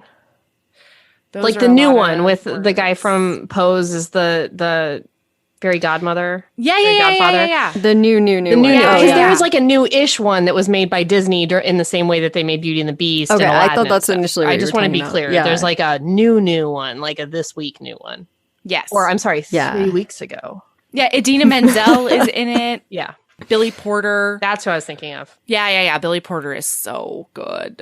Oh my gosh. Yeah, and it'll bring you joy. There are like these like weird songs just sort of thrown in there that were like a callback to my middle school days. And like it's really just a joy all the way through and through. But bad. You know, it's not great. Okay. But like there's a whole opening dance number with like the whole townsfolk, and they talk about how they're living in the rhythm nation, and it's just a delight. It's a delight. I have two. Whoa, Erin. One is that like of the teen like romance comedies of the late 90s, early 2000s, the ones that I'm most imprinted on for no reason except for that I think they were on HBO during like the summer that I imprinted, I don't know. Yeah. Were Can't Hardly Wait and also Drive Me Crazy, which is the very first version of this movie. Drive Me Crazy is so good. Drive Me Crazy is I haven't seen it. No one has. No one ever has seen Drive Me Crazy, It's which so is good. Nuts. So in Drive Me Crazy, Adrian Grenier and Marissa Joan Hart, two of the most formidable actors of our time, like just juggernauts of acting. Our next door neighbors, he's a loser. She's the popular girl at school, and she gets dumped by the big jock at school right before, not prom, but their school's centennial dance. And their high school is called Time Zone High. And then she makes him into like a popular dude so that she can make that guy jealous and get back with her. And it's and his girlfriend also movie. Whole thing. Yeah, it's so funny. His girlfriend is what's her fuck. Yes. Yeah, what's her fuck. I know. Anyway, Ali Larder, is that right? That's the one. Yeah, probably. Anyway, that's a great movie. Everyone should watch it and find it and watch it because people haven't seen it, and it's just as good as any of those other teen romance comedies, which is to say bad. And then also, this is coming out like the first week of October, right? No. Last week of September. Perfect. Hi. This is my annual announcement about spooky season. Hello. Are you a woman who enjoys the spooky season? Are you? Enjoy it. Enjoy it out loud without shame. You can love sweater weather and pumpkins and whatever you want to love, and don't let them stand in your way. Nope. Be as basic as you want to be. It doesn't make you unique and charming to love a pumpkin spice latte, but you can love it out loud, and it's fine. It's fine. And don't make fun of other women for being pumpkin sluts because they can be if they want. That's right. If you are a tinsel twat, instead of a pumpkin slut, just take a back seat. Your time is coming. Don't make fun of us. Just hold on a little while. Enjoy what you enjoy. Drink your apple thing. Cider. Or whatever. Yeah. Sure. Things. Amen. Yeah. And don't rush me from my fall season into my tinsel season. Yes. Like, love what you love. Don't yuck up other people's yums. Yep. Stop stepping on seasonal toes. That's the end. Yes. Okay, mine is kind of gonna feel random and weird and maybe a little serious, but it's a podcast by Ramith Sethi, I think is actually how he says his last name. It's I Will Teach You to Be Rich, and that's like his website, his book, his whatever. He's like a financial guru. Ooh.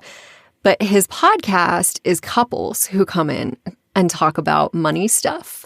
And it's like these conversations about money and finances that I feel like we just don't have. And we particularly don't have them in a public space.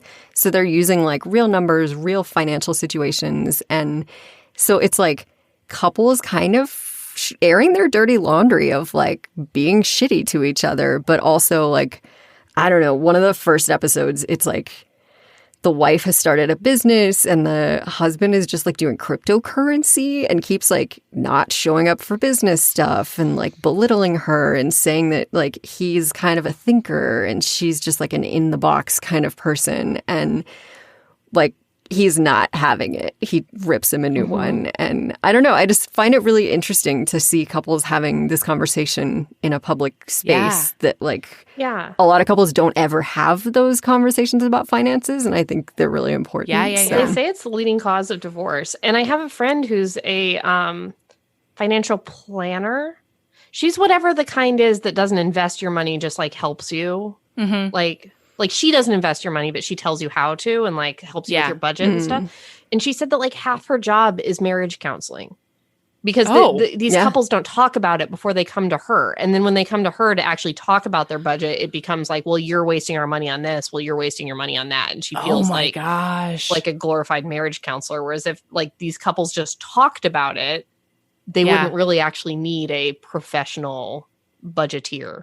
Yeah. Well, and there's like a lot of therapy going on in here where like, why do these, like, you know, someone has been in debt or has been poor their whole lives, and like, you know, they should be able to spend money now, and they're just so scared of ever being in debt again that they like won't plan a trip and won't let go of stuff. And yeah, I related to this one hard. It's me. Yeah. And so just like examining where that comes from. And one of the women had like an alcoholic father, and just like everything was always about him and his needs. And like her husband is kind of doing that to her as well. Whoa. And just like, I don't know, I just find it really fascinating. And what's it called? I will teach you to be rich. That's awesome. We talk about it a lot because Melody and I can't ask for money for anything that I do in case somebody thinks that I'm poor. Yep. Mm-hmm. Yeah. And I also have a crippling fear of like losing everything and having to go back to my hometown and everybody telling me that I told you so. Which is a big thing in my marriage of like, we can't buy a nice house because then what if I can't pay for the nice house and then I get evicted from it and then everybody's like, wow, you thought you could have a nice house? Well, you're just like us. You can't, you know, that kind of thing. Yeah. Yeah. And I'm very like, I've learned so many lessons from like this weird combination of coming from privilege and then watching the generation right above me squander it to fuck all, and like then being real not okay financially for a very long time, and then making really bad financial choices that everybody told me were good, i.e. college debt is good debt. And then having to pay off $90,000 of student loans in about 4.5 years so that I could like feel okay about having kids. Like, it's been a journey over here. No, that's mine too. Now, like, I don't know. One of the things I love about Michael is that he is just as debt averse as I am. And he absolutely loves planning for our future as far as like putting money away and like investing it in places. And so I love that like we're on the same page, but I also don't really have to do anything because we talk about what we want to do. And then he does it, and I like have access to all the accounts, and like I can, you know, do whatever, but like I don't have to figure out what account to put things in. Oh, we're the exact same way. Because I'm so scared. I'm like, it's monopoly money. You go put it in those markets and it can just disappear. And I'm married to like a very so like a bougie man who grew up very bougie. Like he went to like one of the richest high schools in the country and all that. And so he's always like, you got to spend money to make money. And I was like, no, don't spend money. That's my money. Put it in a Midwestern style savings account that yields no interest, and then just keep it there. And just don't touch it. Yeah. And then sometimes you just go look at the balance and you say, okay, it's going to be okay. Yep. And he does not feel that way. It's different. Yeah. Different money styles, man. Mm-hmm. Anyway, that's so fascinating. I cannot wait. What a great to lady love. Thank listen. you. Yeah, what a great lady love. Because it also sounds like there's like just enough mess that it keeps it interesting too. Yeah. Well, it's that thing where you're like, you think maybe you fight or you don't communicate as well as you could in your relationship, and then you see behind other people's doors and you're like, oh no, like we're good. We're solid. Fine. Yeah. If anyone thinks they're a shit show, I really encourage you to become an attorney, because like just watching what other people's deal is just like, you can come home and just be like, oh, I'm fine. This is fine. Everything's fine. Yeah, we're fine. Yeah. But I bet becoming like a CPA or like some kind of a money manager is the same way. It's to make you realize that your mess isn't that messy. Yeah. All right. So we've got a lot going on. Jenny, you need to tell everyone where they can find you. On everywhere but TikTok, because I'm scared of it. No, I am Jenny Nordbak, and yeah, the book is His Leading Lady, and the new podcast is Bonkers Romance. Yeah, so we're going to link the book in the show notes. You need it. You absolutely need it. And actually, if you're a member of the Bonkers Romance Book Club, you got an arc of it, so you already know. It's very exciting. Yeah. Mel, tell them about the things that are happening on our Patreon, please.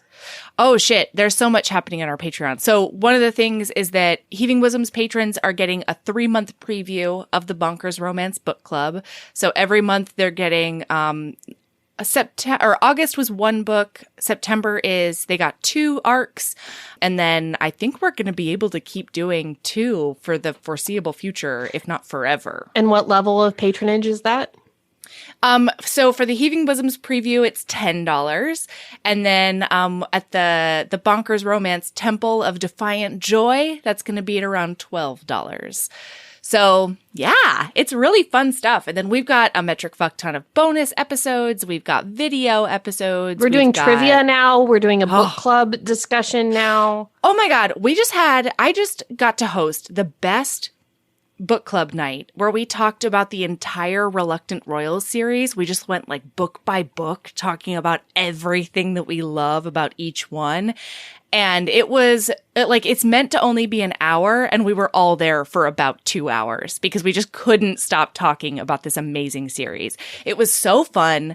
There was a great turnout, really, really insightful conversations. And then at the end, I found out what docking is, which is a porn. So just today? Yeah. That was Friday. Yeah. Okay. Well, if it was Which Friday, kind then of you were definitely docking when the penises did you kiss. learn about? Yeah. Okay. Yeah. I just learned about it because we were talking about foreskin logistics from the Minotaur book. And then What did you and your friends joke about in high school? Like, I don't understand. most of my friends in high school were the teachers. So we didn't talk about docking. Well, that's for the best, I guess. Yeah. Oh, I had to explain docking once. We were staying with my godparents in Dubai for New Year's Eve, right before we started having kids. Like the last time I was a socially normal adult. Yeah, totally. And we were playing Cards Against Humanity, and I was trashed, and nobody knew what docking was. And I think I gave like a whole fucking demonstration, and there might have been like fruit involved and diagrams. And in the morning, everybody was like, "Yeah, that was kind of intense." And I was like, "You feel really strongly about docking," and I was like, "I don't. What did I do last night?" I had to explain sounding to a bunch of Army colonels at one point in time. Oh. Yeah. Wow. Army colonels, huh? Yep. That's quite the experience. How's your faith and family, Erin? It's great. My faith and family is fantastic. Thank you, ma'am. That's good. Yeah, but that was a rough day where it was boy. And then they engaged in sounding, and everybody was like, "And what's that?" Like, ooh, okay. I don't know. I had to look it up myself. You have to Google it. I was confused as you were, sir. But for my professional work job, I did have to look it up. Awkward. So awkward. Anyways. Oh my God. So yeah, you can find us everywhere. We're at Heaving Bosoms on Instagram, Heaving_Bosoms on Twitters. And then Bonkers Romance is at Bonkers Romance on everything because the stars really aligned this fall. Yeah. So yeah. All right. So keep being a badass and love yourself as much as you love, finding out about docking in a group chat and explaining to a bunch of colonels what sounding is. I think that's really... Yep. I was going to say love yourself as much as you love Matthew Lillard, which... Oh, God, that's so much more appropriate. It's so much more appropriate. That's exactly what I was going to say. All right, we should have a podcast. We'll talk, Jenny. Yeah. You two can get together on it. I'm like a fucking sociopath just breaking people off. All right. Thank you so much for coming on, Jenny. Thanks, Jenny. Thank you, guys. Bye.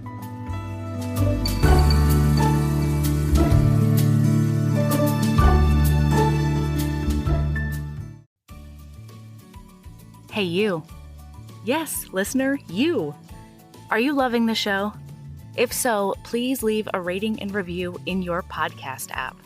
The 90 seconds you take to say something nice not only helps new people find the show, but it makes me super smile over at HBHQ. Also, I've had a few people ask, and the answer is yes. We are still doing the 5-star bribe. If you leave us a review with 5 stars, then we'll do whatever book you want. We're real deep into the list, though, so it might be a while. Ah! Lilas! Okay, back to the show.